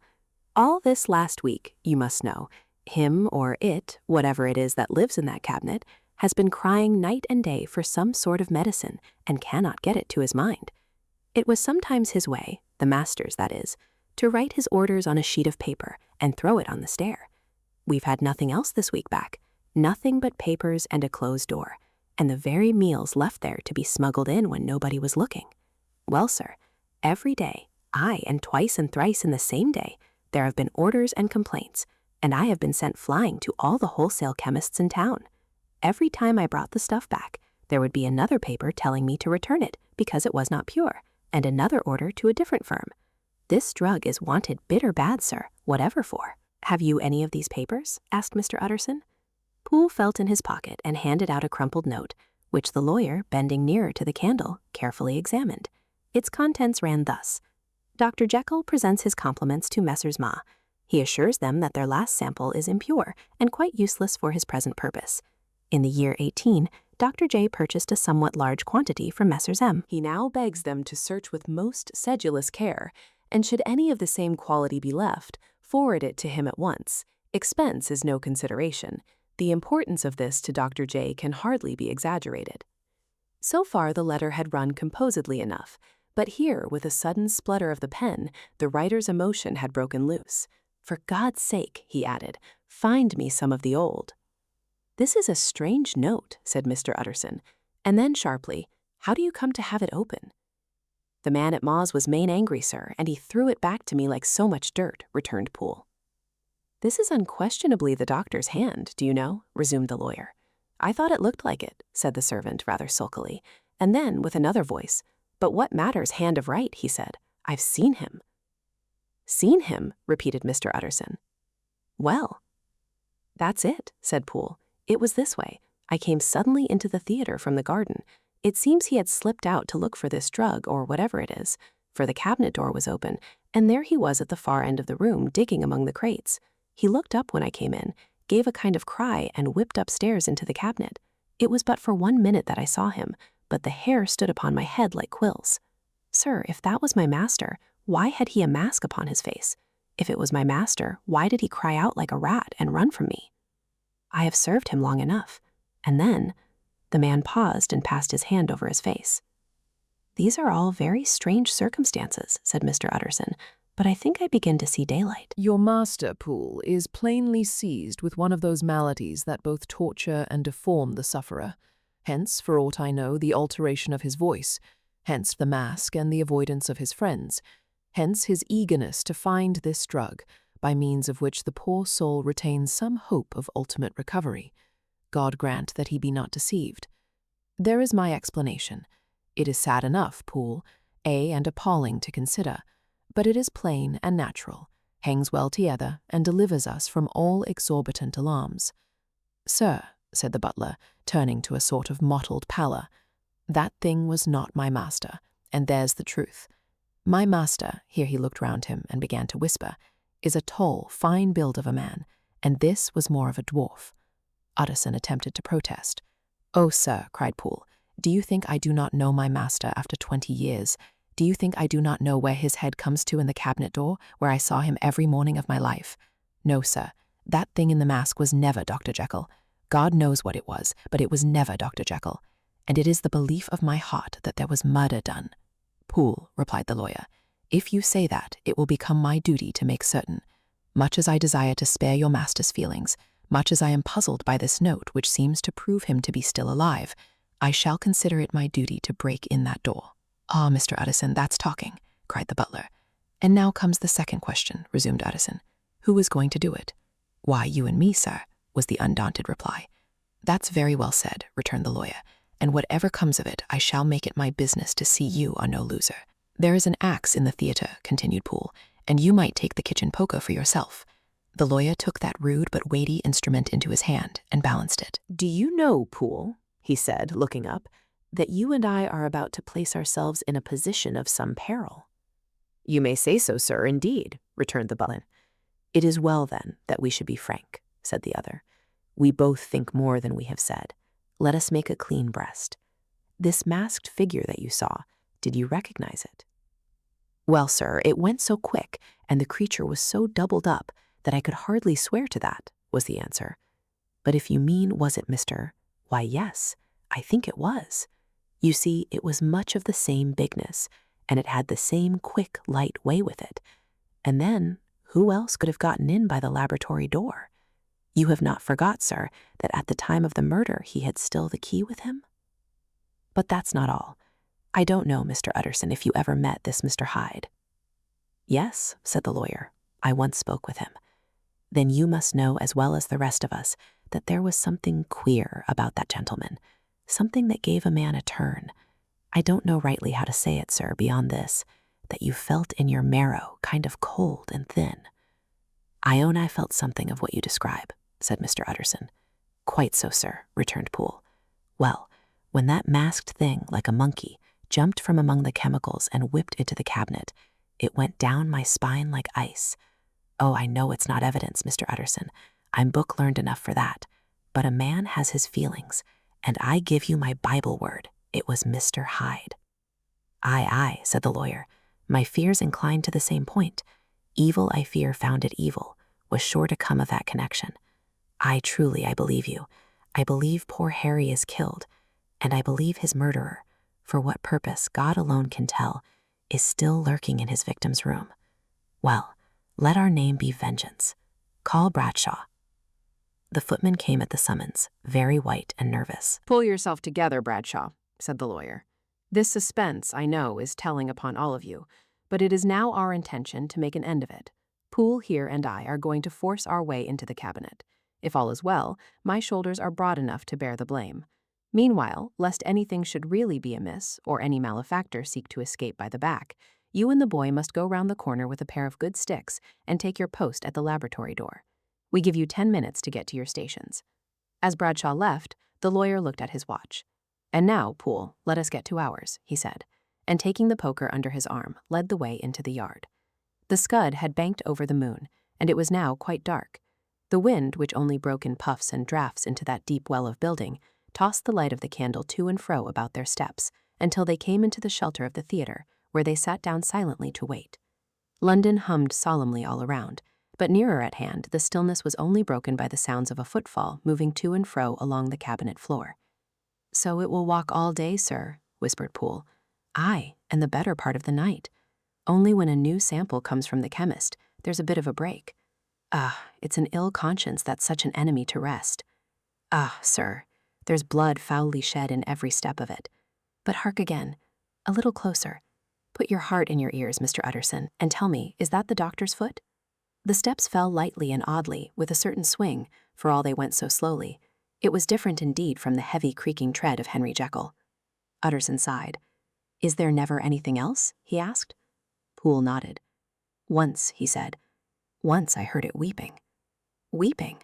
How that?" said the lawyer, conscious of a sudden chill of horror. "Weeping like a woman or a lost soul," said the butler. I came away with that upon my heart, that I could have wept too. But now the 10 minutes drew to an end. Poole disinterred the axe from under a stack of packing straw. The candle was set upon the nearest table to light them to the attack, and they drew near with bated breath to where that patient foot was still going up and down in the quiet of the night. "Jekyll," cried Utterson with a loud voice, "I demand to see you." He paused a moment, but there came no reply. "I give you fair warning, our suspicions are aroused, and I must and shall see you," he resumed. "If not by fair means, then by foul. If not of your consent, then by brute force." "Utterson," said the voice, "for God's sake have mercy." "Ah, that's not Jekyll's voice, it's Hyde's," cried Utterson. "Down with the door, Poole." Poole swung the axe over his shoulder. The blow shook the building, and the red baize door leaped against the lock and hinges. A dismal screech, as of mere animal terror, rang from the cabinet. Up went the axe again, and again the panels crashed and the frame bounded.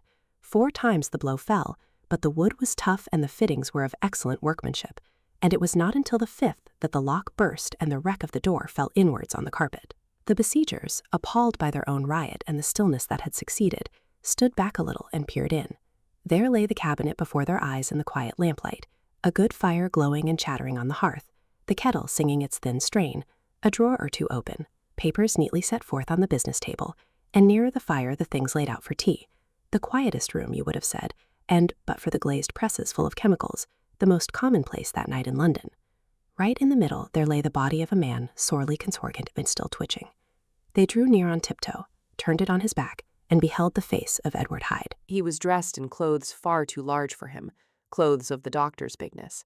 The cords of his face still moved with a semblance of life, but life was quite gone. And by the crushed phial in the hand and the strong smell of kernels that hung upon the air, Utterson knew that he was looking on the body of a self-destroyer. "We have come too late," he said sternly, "whether to save or punish. Hyde is gone to his account, and it only remains for us to find the body of your master." The far greater proportion of the building was occupied by the theater, which filled almost the whole ground story and was lighted from above, and by the cabinet, which formed an upper story at one end and looked upon the court. A corridor joined the theater to the door on the by-street, and with this the cabinet communicated separately by a second flight of stairs. There were besides a few dark closets and a spacious cellar. All these they now thoroughly examined. Each closet needed but a glance, for all were empty, and all, by the dust that fell from their doors, had stood long unopened. The cellar, indeed, was filled with crazy lumber, mostly dating from the times of the surgeon who was Jekyll's predecessor. But even as they opened the door, they were advertised of the uselessness of further search by the fall of a perfect mat of cobweb which had for years sealed up the entrance. Nowhere was there any trace of Henry Jekyll, dead or alive. Poole stamped on the flags of the corridor. "He must be buried here," he said, hearkening to the sound.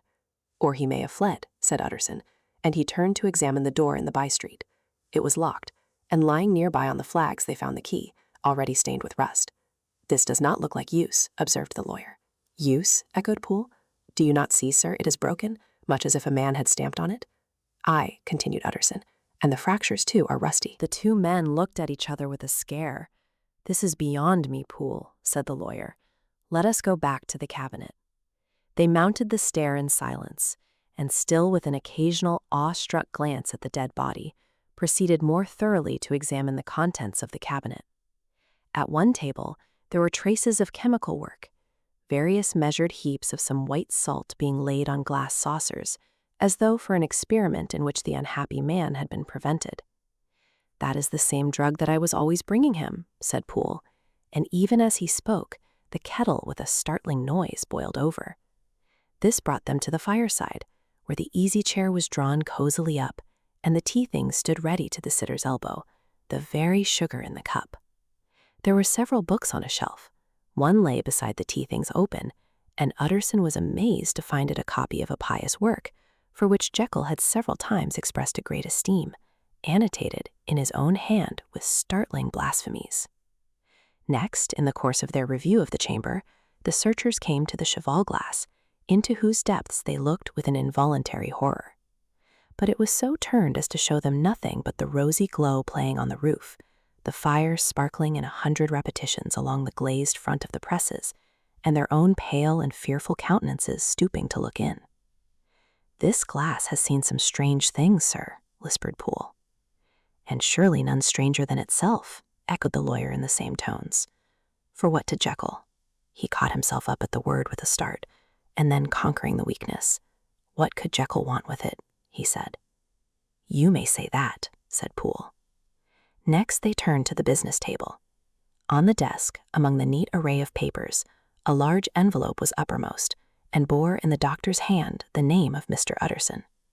The lawyer unsealed it, and several enclosures fell to the floor. The first was a will, drawn in the same eccentric terms as the one which he had returned 6 months before, to serve as a testament in case of death and as a deed of gift in case of disappearance. But in place of the name of Edward Hyde, the lawyer, with indescribable amazement, read the name of Gabriel John Utterson. He looked at Poole, and then back at the paper, and last of all at the dead malefactors stretched upon the carpet. "My head goes round," he said. "He has been all these days in possession. He had no cause to like me. He must have raged to see himself displaced, and he has not destroyed this document." He caught up the next paper. It was a brief note in the doctor's hand and dated at the top. "Oh, Poole," the lawyer cried, "he was alive and here this day. He cannot have been disposed of in so short a space. He must be still alive. He must have fled. And then, why fled and how? And in that case, can we venture to declare this suicide? Oh, we must be careful. I foresee that we may yet involve your master in some dire catastrophe." "Why don't you read it, sir?" asked Poole. "Because I fear," replied the lawyer solemnly. "God grant I have no cause for it." And with that he brought the paper to his eyes and read as follows. "My dear Utterson, when this shall fall into your hands, I shall have disappeared. Under what circumstances I have not the penetration to foresee. But my instinct and all the circumstances of my nameless situation tell me that the end is sure and must be early. Go then and first read the narrative which Lanyon warned me he was to place in your hands, and if you care to hear more, turn to the confession of your unworthy and unhappy friend, Henry Jekyll." "There was a third enclosure?" asked Utterson. "Here, sir," said Poole, and gave into his hands a considerable packet sealed in several places. The lawyer put it in his pocket. "I would say nothing of this paper." "If your master has fled or is dead, we may at least save his credit. It is now 10. I must go home and read these documents in quiet, but I shall be back before midnight, when we shall send for the police." They went out, locking the door of the theatre behind them, and Utterson, once more leaving the servants gathered about the fire in the hall, trudged back to his office to read the 2 narratives in which this mystery was now to be explained.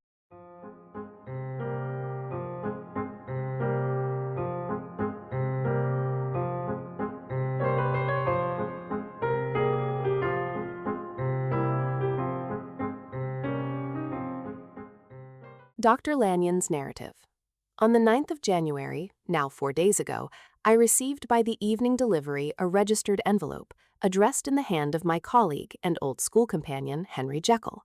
I was a good deal surprised by this, for we were by no means in the habit of correspondence. I had seen the man, dined with him indeed the night before, and I could imagine nothing in our intercourse that should justify formality of registration. The contents increased my wonder, for this is how the letter ran. 10th December, 18. Dear Lanyon, you are one of my oldest friends, and although we may have differed at times on scientific questions, I cannot remember, at least on my side, any break in our affection. There was never a day when, if you had said to me, Jekyll, my life, my honor, my reason depend upon you, I would not have sacrificed my left hand to help you. Lanyon, my life, my honor, my reason are all at your mercy. If you fail me tonight, I am lost. You might suppose after this preface that I am going to ask you for something dishonorable to grant. Judge for yourself. I want you to postpone all other engagements for tonight, even if you are summoned to the bedside of an emperor, to take a cab, unless your carriage should be actually at the door, and with this letter in your hand for consultation, to drive straight to my house. Poole, my butler, has his orders.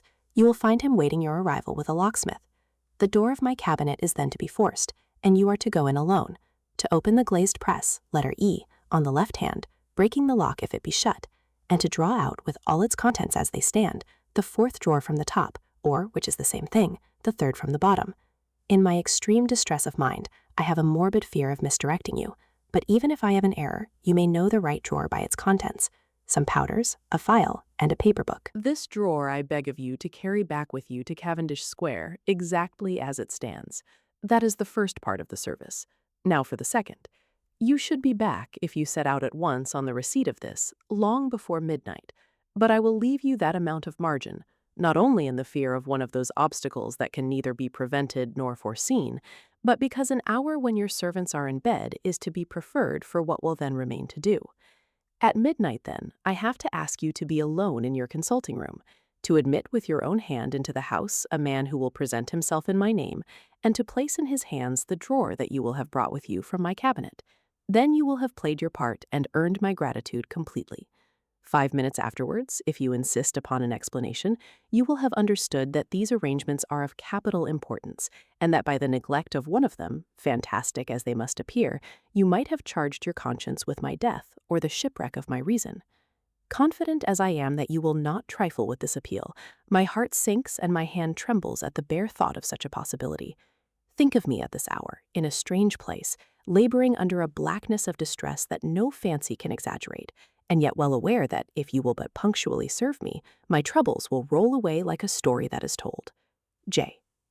I had already sealed this up when a fresh terror struck upon my soul. It is possible that the post office may fail me, and this letter not come into your hands until tomorrow morning. In that case, dear Lanyon, do my errand when it shall be most convenient for you in the course of the day, and once more expect my messenger at midnight. It may then already be too late, and if that night passes without event, you will know that you have seen the last of Henry Jekyll. Upon the reading of this letter, I made sure my colleague was insane, but till that was proved beyond the possibility of doubt, I felt bound to do as he requested. The less I understood of this farrago, the less I was in a position to judge of its importance, and an appeal so worded could not be set aside without a grave responsibility. I rose accordingly from table, got into a hansom, and drove straight to Jekyll's house. The butler was awaiting my arrival. He had received by the same post as mine a registered letter of instruction, and had sent at once for a locksmith and a carpenter. The tradesmen came while we were yet speaking, and we moved in a body to old Dr. Denman's surgical theatre, from which, as you are doubtless aware, Jekyll's private cabinet is most conveniently entered. The door was very strong, the lock excellent. The carpenter avowed he would have great trouble and have to do much damage if force were to be used, and the locksmith was near despair. But this last was a handy fellow, and after 2 hours' work, the door stood open. The press marked E was unlocked, and I took out the drawer, had it filled up with straw and tied in a sheet, and returned with it to Cavendish Square. Here I proceeded to examine its contents. The powders were neatly enough made up, but not with the nicety of the dispensing chemist, so that it was plain they were of Jekyll's private manufacture. And when I opened one of the wrappers, I found what seemed to me a simple crystalline salt of a white color. The phial, to which I next turned my attention, might have been about half full of a blood-red liquor, which was highly pungent to the sense of smell, and seemed to me to contain phosphorus and some volatile ether. At the other ingredients I could make no guess. The book was an ordinary version book and contained little but a series of dates. These covered a period of many years, but I observed that the entries ceased nearly a year ago, and quite abruptly. Here and there, a brief remark was appended to a date, usually no more than a single word, double occurring perhaps 6 times in a total of several hundred entries, and once, very early in the list and followed by several marks of exclamation, total failure. All this, though it whetted my curiosity, told me little that was definite. Here were a file of some salt and the record of a series of experiments that had led, like too many of Jekyll's investigations, to no end of practical usefulness. How could the presence of these articles in my house affect either the honor, the sanity, or the life of my flighty colleague? If his messenger could go to one place, why could he not go to another? And even granting some impediment, why was this gentleman to be received by me in secret? The more I reflected, the more convinced I grew that I was dealing with a case of cerebral disease, and though I dismissed my servants to bed, I loaded an old revolver that I might be found in some posture of self-defense. 12 o'clock had scarce rung out over London ere the knocker sounded very gently on the door. I went myself at the summons and found a small man crouching against the pillars of the portico. "Are you come from Dr. Jekyll?" I asked. He told me yes by a constrained gesture, and when I had bidden him enter, he did not obey me without a searching backward glance into the darkness of the square. There was a policeman not far off, advancing with his bull's-eye open, and at the sight I thought my visitor started and made greater haste. These particulars struck me, I confess, disagreeably, and as I followed him into the bright light of the consulting room, I kept my hand ready on my weapon. Here at last I had a chance of clearly seeing him. I had never set eyes on him before, so much was certain. He was small, as I have said. I was struck besides with the shocking expression of his face, with his remarkable combination of great muscular activity and great apparent debility of constitution, and last but not least, with the odd subjective disturbance caused by his neighborhood. This bore some resemblance to incipient rigor, and was accompanied by a marked sinking of the pulse. At the time, I set it down to some idiosyncratic personal distaste, and merely wondered at the acuteness of the symptoms, but I have since had reason to believe the cause to lie much deeper in the nature of man, and to turn on some nobler hinge than the principle of hatred. This person, who had thus, from the first moment of his entrance, struck in me what I can only describe as a disgustful curiosity, was dressed in a fashion that would have made an ordinary person laughable. His clothes, that is to say, although they were of rich and sober fabric, were enormously too large for him in every measurement, the trousers hanging on his legs and rolled up to keep them from the ground, the waist of the coat below his haunches, and the collar sprawling wide upon his shoulders. Strange to relate, this ludicrous accoutrement was far from moving me to laughter. Rather, as there was something abnormal and misbegotten in the very essence of the creature that now faced me, something seizing, surprising, and revolting, this fresh disparity seemed but to fit in with and to reinforce it, so that to my interest in the man's nature and character, there was added a curiosity as to his origin, his life, his fortune, and status in the world.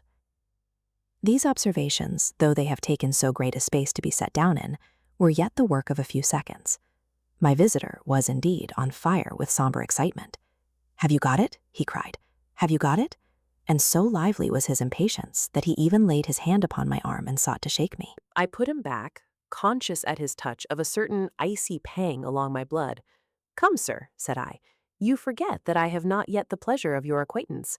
Be seated, if you please." And I showed him an example and sat down myself in my customary seat, and with as fair an imitation of my ordinary manner to a patient as the lateness of the hour, the nature of my preoccupations, and the horror I had of my visitor would suffer me to muster. "I beg your pardon, Dr. Lanyon," he replied civilly enough. "What you say is very well founded, and my impatience has shown its heels to my politeness. I come here at the instance of your colleague, Dr. Henry Jekyll, on a piece of business of some moment, and I understood—" He paused and put his hand to his throat, and I could see, in spite of his collected manner, that he was wrestling against the approaches of the hysteria. I understood a drawer, but here I took pity on my visitor's suspense, and some perhaps on my own growing curiosity. "There it is, sir," said I, pointing to the drawer, where it lay on the floor behind a table and still covered with the sheet. He sprang to it and then paused and laid his hand upon his heart. I could hear his teeth grate with the convulsive action of his jaws, and his face was so ghastly to see that I grew alarmed both for his life and reason. "Compose yourself," said I. He turned a dreadful smile to me, and as if with the decision of despair, plucked away the sheet.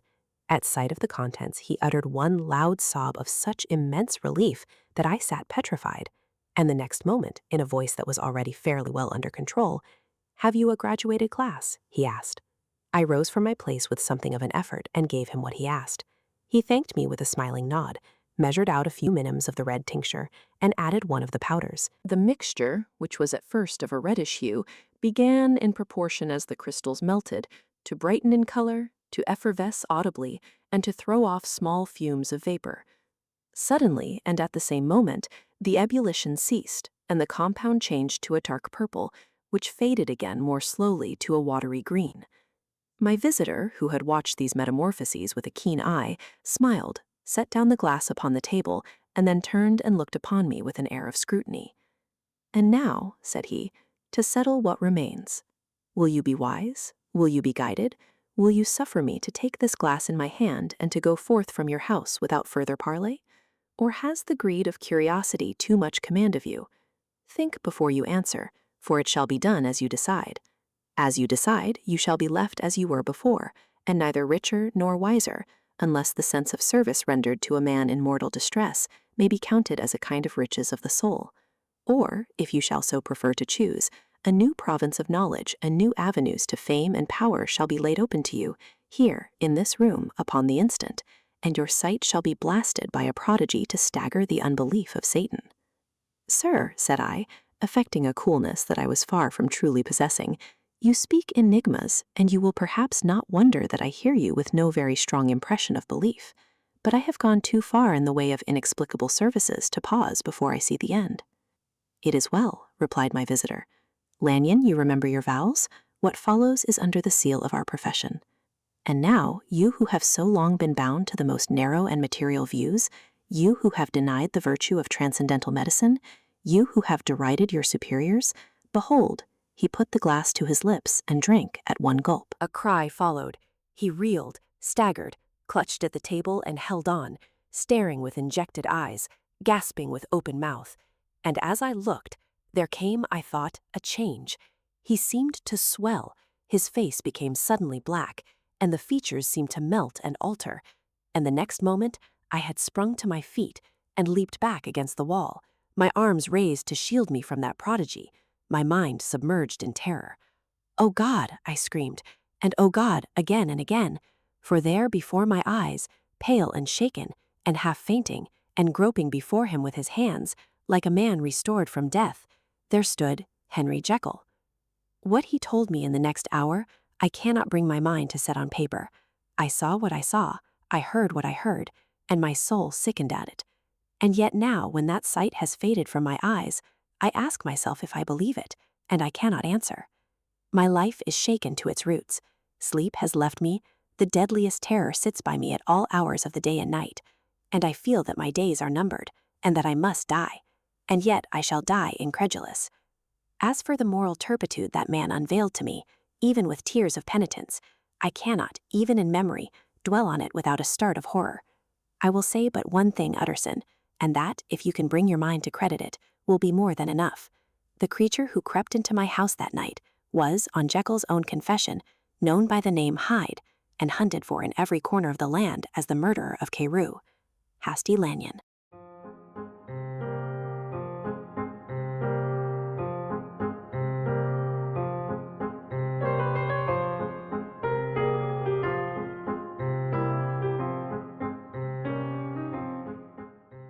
Henry Jekyll's full statement of the case. I was born in the year 18 to a large fortune, endowed besides with excellent parts, inclined by nature to industry, fond of the respect of the wise and good among my fellow men, and thus, as might have been supposed, with every guarantee of an honorable and distinguished future. And indeed, the worst of my faults was a certain impatient gaiety of disposition, such as has made the happiness of many, but such as I found it hard to reconcile with my imperious desire to carry my head high and wear a more than commonly grave countenance before the public. Hence it came about that I concealed my pleasures, and that, when I reached years of reflection and began to look round me and take stock of my progress and position in the world, I stood already committed to a profound duplicity of life. Many a man would have even blazoned such irregularities as I was guilty of, but from the high views that I had set before me, I regarded and hid them with an almost morbid sense of shame. It was thus rather the exacting nature of my aspirations than any particular degradation in my faults that made me what I was, and with even a deeper trench than in the majority of men, severed in me those provinces of good and ill which divide and compound man's dual nature. In this case, I was driven to reflect deeply and inveterately on that hard law of life which lies at the root of religion and is one of the most plentiful springs of distress. Though so profound a double-dealer, I was in no sense a hypocrite. Both sides of me were in dead earnest. I was no more myself when I laid aside restraint and plunged in shame than when I labored, in the eye of day, at the furtherance of knowledge or the relief of sorrow and suffering. And it chanced that the direction of my scientific studies, which led wholly towards the mystic and the transcendental, reacted and shed a strong light on this consciousness of the perennial war among my members. With every day, and from both sides of my intelligence, the moral and the intellectual, I thus drew steadily nearer to that truth, by whose partial discovery I have been doomed to such a dreadful shipwreck, that man is not truly one, but truly two. I say two because the state of my own knowledge does not pass beyond that point. Others will follow, others will outstrip me on the same lines, and I hazard the guess that man will be ultimately known for a mere polity of multifarious, incongruous, and independent denizens. I, for my part, from the nature of my life, advanced infallibly in one direction and in one direction only. It was on the moral side, and in my own person, that I learned to recognize the thorough and primitive duality of man. I saw that, of the two natures that contended in the field of my consciousness, even if I could rightly be said to be either, it was only because I was radically both. And from an early date, even before the course of my scientific discoveries had begun to suggest the most naked possibility of such a miracle, I had learned to dwell with pleasure, as a beloved daydream, on the thought of the separation of these elements. If each, I told myself, could be housed in separate identities, life would be relieved of all that was unbearable.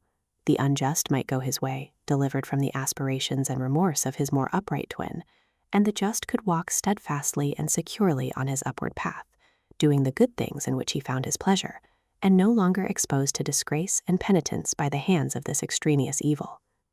It was the curse of mankind that these incongruous faggots were thus bound together, that in the agonized womb of consciousness, these polar twins should be continuously struggling. How then were they dissociated? I was so far in my reflections when, as I have said, a sidelight began to shine upon the subject from the laboratory table. I began to perceive more deeply than it has ever yet been stated the trembling immateriality, the mist-like transience of this seemingly so solid body in which we walk attired. Certain agents I found to have the power to shake and pluck back that fleshly vestment, even as a wind might toss the curtains of a pavilion. For two good reasons, I will not enter deeply into the scientific branch of my confession. First, because I have been made to learn that the doom and burden of our life is bound forever on man's shoulders, and when the attempt is made to cast it off, it but returns upon us with more unfamiliar and more awful pressure. Second, because, as my narrative will make, alas, too evident, my discoveries were incomplete. Enough, then, that I not only recognized my natural body from the mere aura and effulgence of certain of the powers that made up my spirit, but managed to compound a drug by which these powers should be dethroned from their supremacy, and a second form in countenance substituted, none the less natural to me because they were the expression and bore the stamp of lower elements in my soul. I hesitated long before I put this theory to the test of practice. I knew well that I risked death, for any drug that so potently controlled and shook the very fortress of identity might, by the least scruple of an overdose, or at the least inopportunity in the moment of exhibition, utterly blot out that immaterial tabernacle which I looked to it to change. But the temptation of a discovery so singular and profound at last overcame the suggestions of alarm. I had long since prepared my tincture.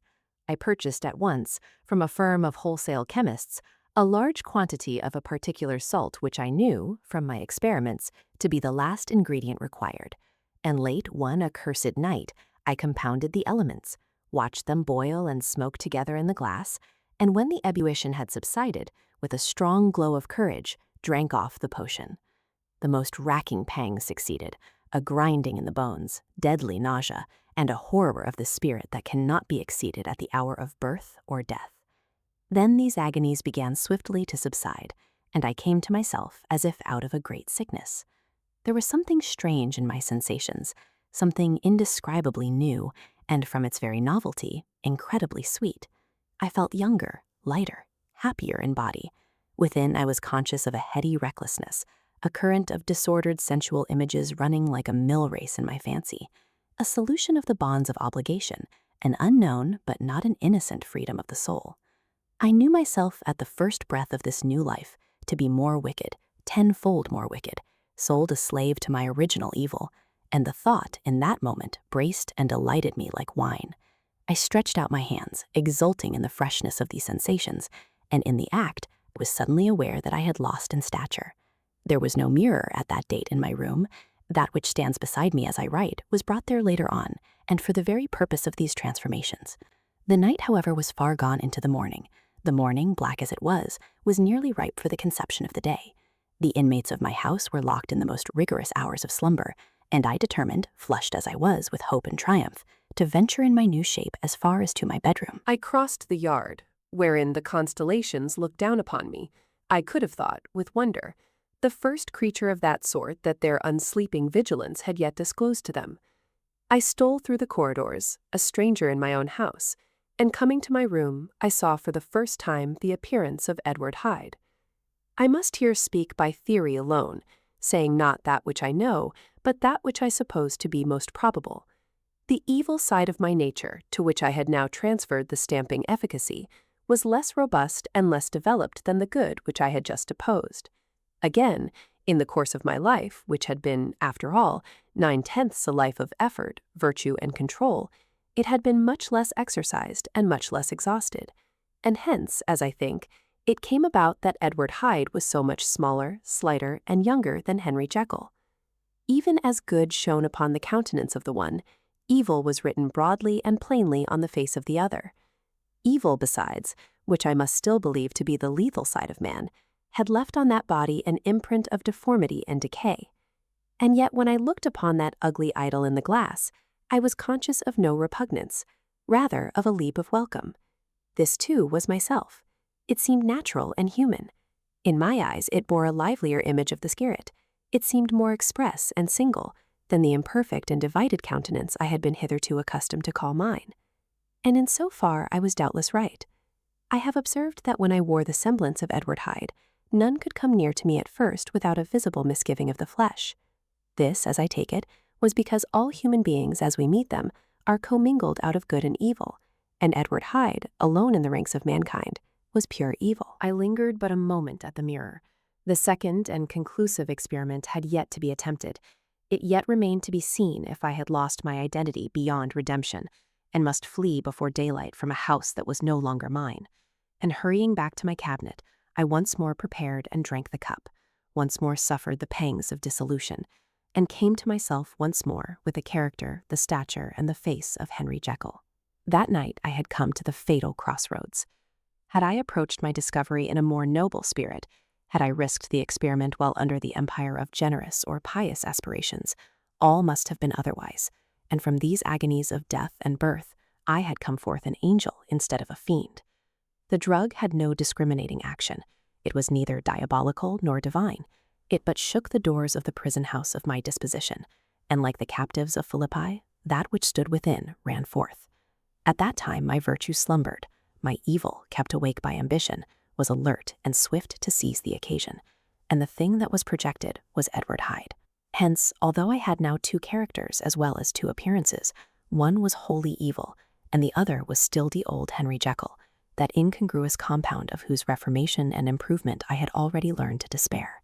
The movement was thus wholly toward the worse. Even at that time, I had not conquered my aversion to the dryness of a life of study. I would still be merrily disposed at times, and as my pleasures were, to say the least, undignified, and I was not only well known and highly considered, but growing towards the elderly man, this incoherency of my life was daily growing more unwelcome. It was on this side that my new power tempted me until I fell in slavery. I had but to drink the cup, to doff at once the body of the noted professor, and to assume like a thick cloak that of Edward Hyde. I smiled at the notion. It seemed to me at the time to be humorous, and I made my preparations with the most studious care. I took and furnished that house in Soho, to which Hyde was tracked by the police, and engaged as a housekeeper a creature whom I knew well to be silent and unscrupulous. On the other side, I announced to my servants that a Mr. Hyde, whom I described, was to have full liberty and power about my house in the square, and to parry mishaps, I even called and made myself a familiar object in my second character. I next drew up that will to which you so much objected, so that if anything befell me in the person of Dr. Jekyll, I could enter on that of Edward Hyde without pecuniary loss. And thus fortified, as I supposed, on every side, I began to profit by the strange immunities of my position. Men have before hired bravos to transact their crimes, while their own person and reputation sat under shelter. I was the first that ever did so for his pleasures.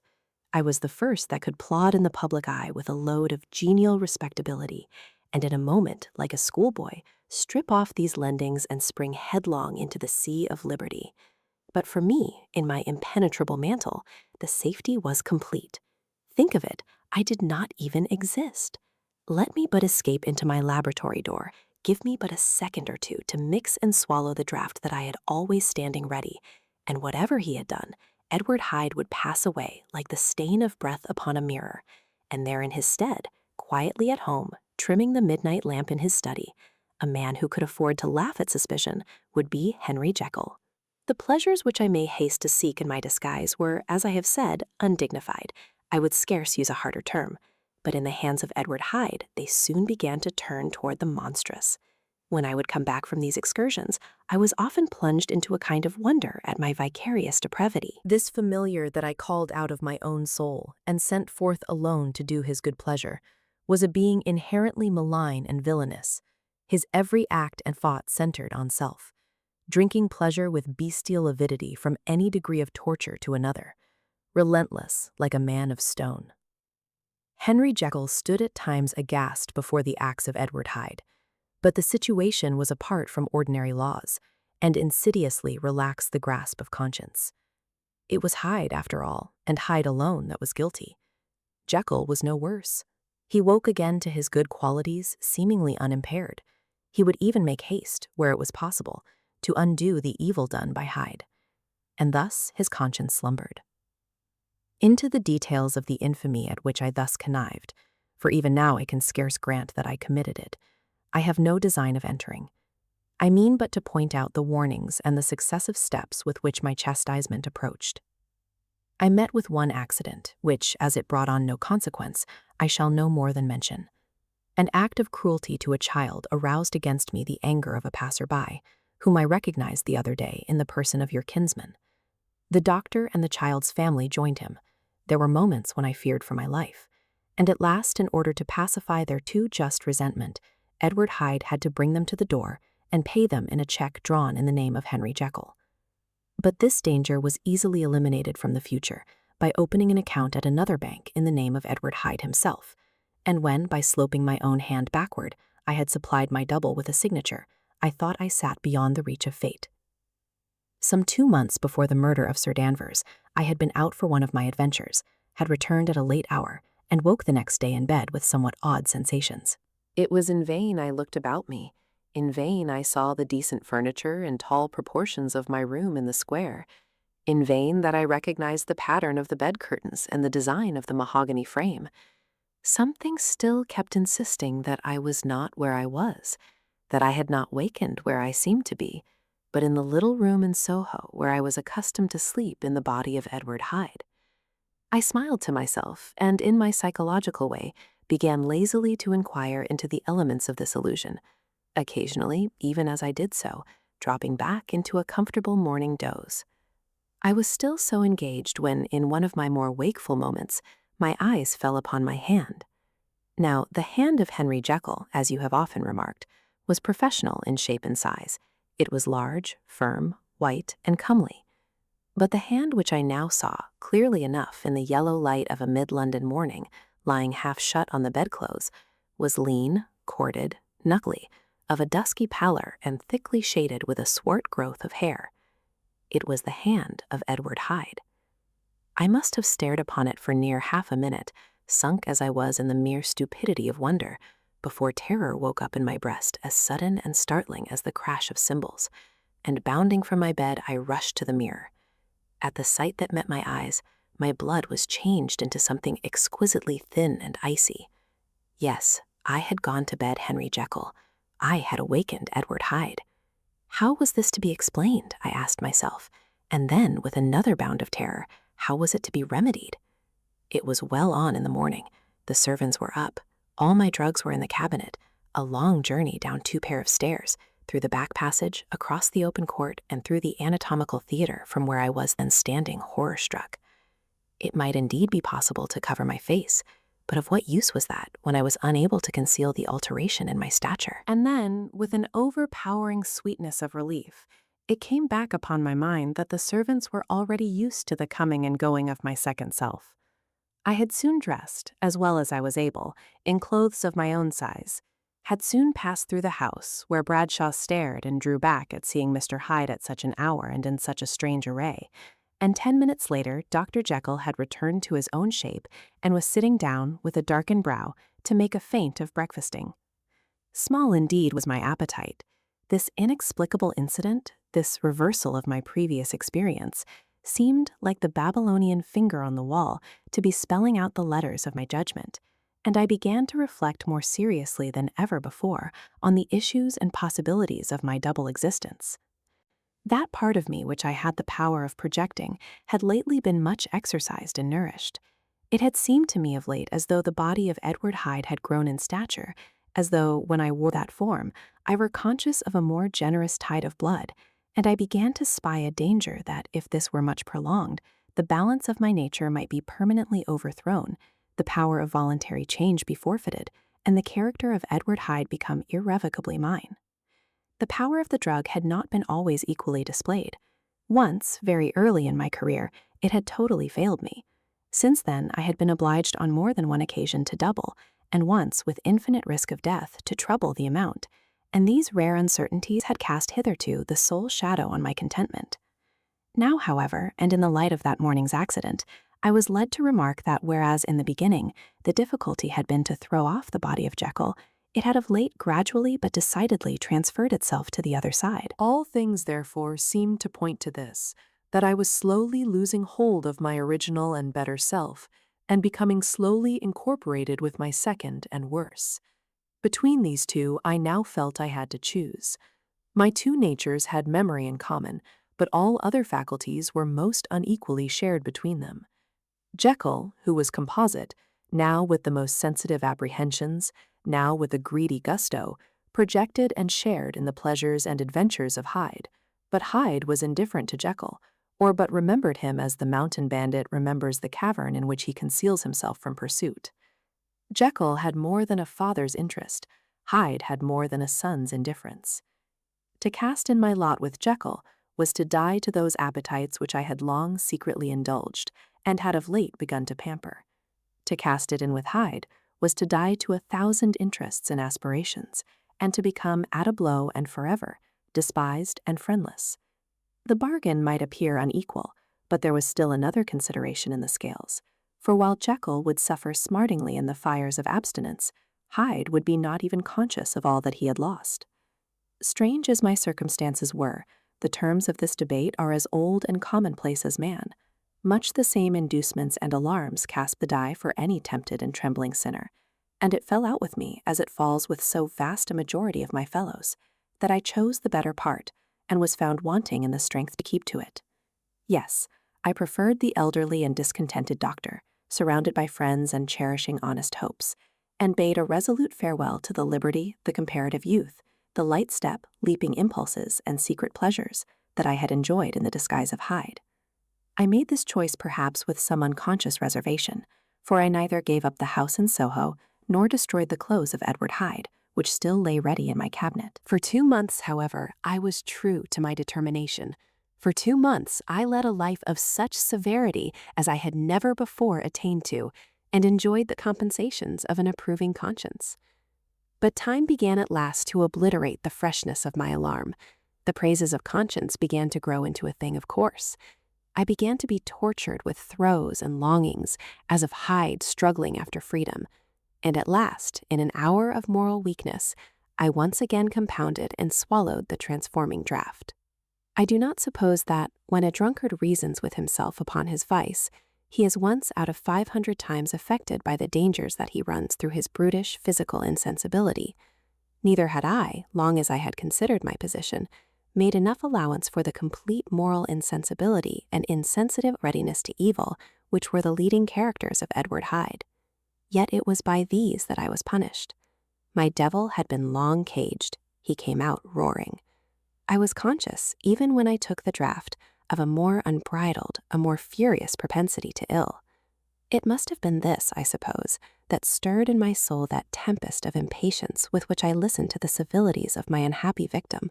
I declare, at least before God, no man morally sane could have been guilty of that crime upon so pitiful a provocation, and that I struck in no more reasonable spirit than that in which a sick child may break a plaything.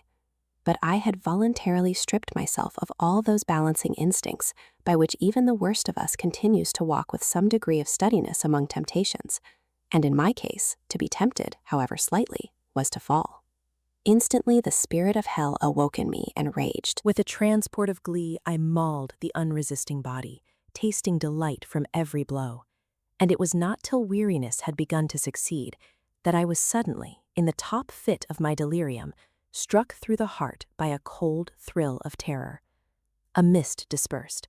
I saw my life to be forfeit, and fled from the scene of these excesses, at once glorying and trembling, my lust of evil gratified and stimulated, my love of life screwed to the topmost peg.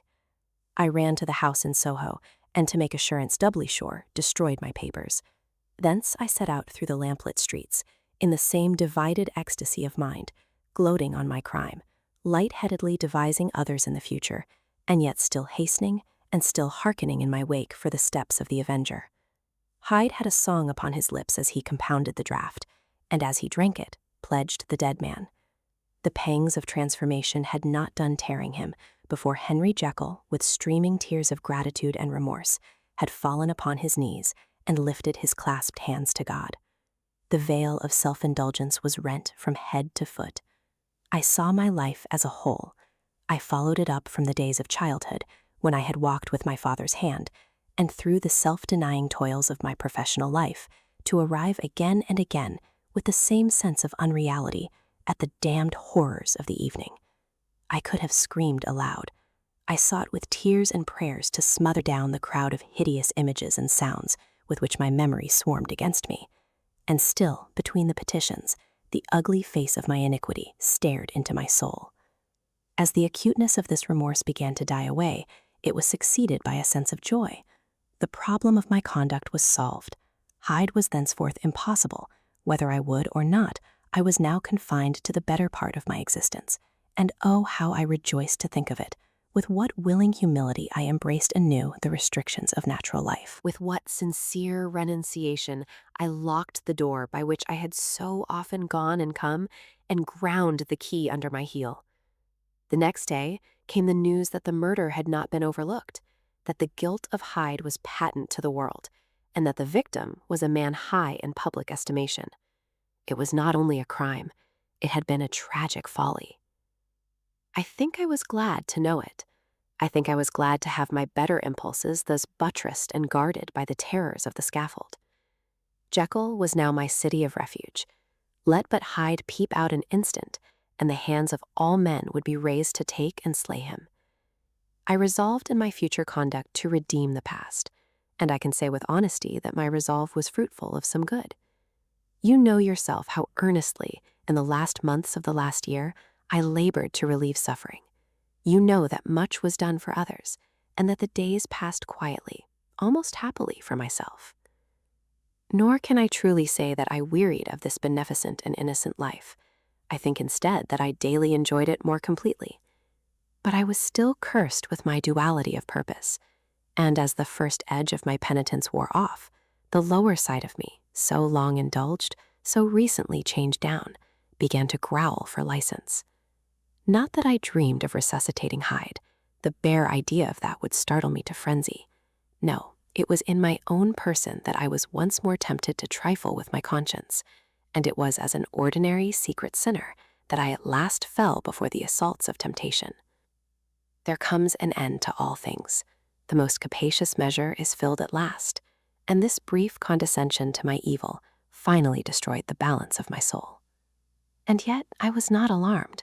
The fall seemed natural, like a return to the old days before I had made my discovery. It was a fine, clear January day, wet underfoot where the frost had melted, but cloudless overhead, and the Regent's Park was full of winter chirrupings and sweet with spring odors. I sat in the sun on a bench, the animal within me licking the chops of memory, the spiritual side a little drowsed, promising subsequent penitence, but not yet moved to begin. After all, I reflected, I was like my neighbors. And then I smiled, comparing myself with other men, comparing my active goodwill with the lazy cruelty of their neglect. And at the very moment of that vainglorious thought, a qualm came over me, a horrid nausea, and the most deadly shuddering. These passed away and left me faint, and then, as in its turn faintness subsided, I began to be aware of a change in the temper of my thoughts, a greater boldness, a contempt of danger, a solution of the bonds of obligation. I looked down. My clothes hung formlessly on my shrunken limbs. The hand that lay on my knee was corded and hairy. I was once more Edward Hyde. A moment before I had been safe of all men's respect, wealthy, beloved, the cloth laying for me in the dining room at home, and now I was the common quarry of mankind, hunted, houseless, a known murderer, thrall to the gallows. My reason wavered, but it did not fail me utterly. I have more than once observed that in my second character, my faculties seemed sharpened to a point, and my spirits more tensely elastic. Thus it came about that, where Jekyll perhaps might have succumbed, Hyde rose to the importance of the moment. My drugs were in one of the presses of my cabinet. How was I to reach them? That was the problem that, crushing my temples in my hands, I set myself to solve. The laboratory door I had closed. If I sought to enter by the house, my own servants would consign me to the gallows. I saw I must employ another hand, and thought of Lanyon. How was he to be reached? How persuaded? Supposing that I escaped capture in the streets, how was I to make my way into his presence? And how should I, an unknown and displeasing visitor, prevail on the famous physician to rifle the study of his colleague, Dr. Jekyll? Then I remembered that of my original character, one part remained to me. I could write my own hand, and once I had conceived that kindling spark, the way that I must follow became lighted up from end to end. Thereupon, I arranged my clothes as best I could, and summoning the passing hansom, drove to an hotel in Portland Street, the name of which I chanced to remember. At my appearance, which was indeed comical enough, however tragic a fate these garments covered, the driver could not conceal his mirth. I gnashed my teeth upon him with a gust of devilish fury, and the smile withered from his face, happily for him, yet more happily for myself, for in another instant I had certainly dragged him from his perch. At the inn, as I entered, I looked about me with so black a countenance as made the attendants tremble. Not a look did they exchange in my presence, but obsequiously took my orders, led me to a private room, and brought me wherewithal to write. Hyde in danger of his life was a creature new to me, shaken with inordinate anger, strung to the pitch of murder, lusting to inflict pain. Yet the creature was astute, mastered his fury with a great effort of the will, composed his 2 important letters, one to Lanyon and one to Poole, and that he might receive actual evidence of their being posted, sent them out with directions that they should be registered. Thenceforward he sat all day over the fire in the private room, gnawing his nails. There he dined, sitting alone with his fears, the waiter visibly quailing before his eye. And thence, when the night was fully come, he set forth in the corner of a closed cab, and was driven to and fro about the streets of the city.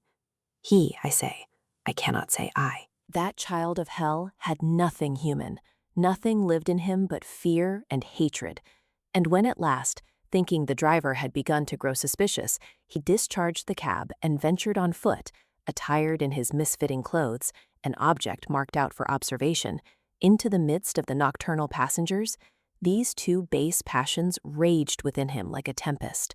He walked fast, hunted by his fears, chattering to himself, skulking through the less frequented thoroughfares, counting the minutes that still divided him from midnight. Once a woman spoke to him, offering, I think, a box of lights. He smote her in the face, and she fled. When I came to myself at Lanyon's, the horror of my old friend perhaps affected me somewhat. I do not know. It was at least but a drop in the sea to the abhorrence with which I looked back upon these hours. A change had come over me. It was no longer the fear of the gallows. It was the horror of being Hyde that racked me. I received Lanyon's condemnation partly in a dream. It was partly in a dream that I came home to my own house and got into bed. I slept after the prostration of the day, with a stringent and profound slumber which not even the nightmares that wrung me could avail to break. I awoke in the morning shaken, weakened, but refreshed. I still hated and feared the thought of the brute that slept within me, and I had not, of course, forgotten the appalling dangers of the day before, but I was once more at home, in my own house and close to my drugs, and gratitude for my escape shone so strong in my soul that it almost rivaled the brightness of hope. I was stepping leisurely across the court after breakfast, drinking the chill of the air with pleasure, when I was seized again with those indescribable sensations that heralded the change, and I had but the time to gain the shelter of my cabinet before I was once again raging and freezing with the passions of Hyde. It took on this occasion a double dose to recall me to myself, and alas, 6 hours after, as I sat looking sadly in the fire, the pangs returned, and the drug had to be re-administered. In short, from that day forth, it seemed only by a great effort as of gymnastics, and only under the immediate stimulation of the drug, that I was able to wear the countenance of Jekyll. At all hours of the day and night, I would be taken with the premonitory shudder. Above all, if I slept, or even dozed for a moment in my chair, it was always as Hyde that I awakened. Under the strain of this continually impending doom, and by the sleeplessness to which I now condemned myself, even beyond what I had thought possible to man, I became in my own person a creature eaten up and emptied by fever, languidly weak both in body and mind, and solely occupied by one thought, the horror of my other self. But when I slept, or when the virtue of the medicine wore off, I would leap, almost without transition, for the pangs of transformation grew daily less marked, into the possession of a fancy brimming with images of terror, a soul boiling with causeless hatreds, and a body that seemed not strong enough to contain the raging energies of life. The powers of Hyde seemed to have grown with the sickliness of Jekyll, and certainly the hate that now divided them was equal on each side. With Jekyll, it was a thing of vital instinct. He had now seen the full deformity of that creature that shared with him some of the phenomena of consciousness, and was co-heir with him to death.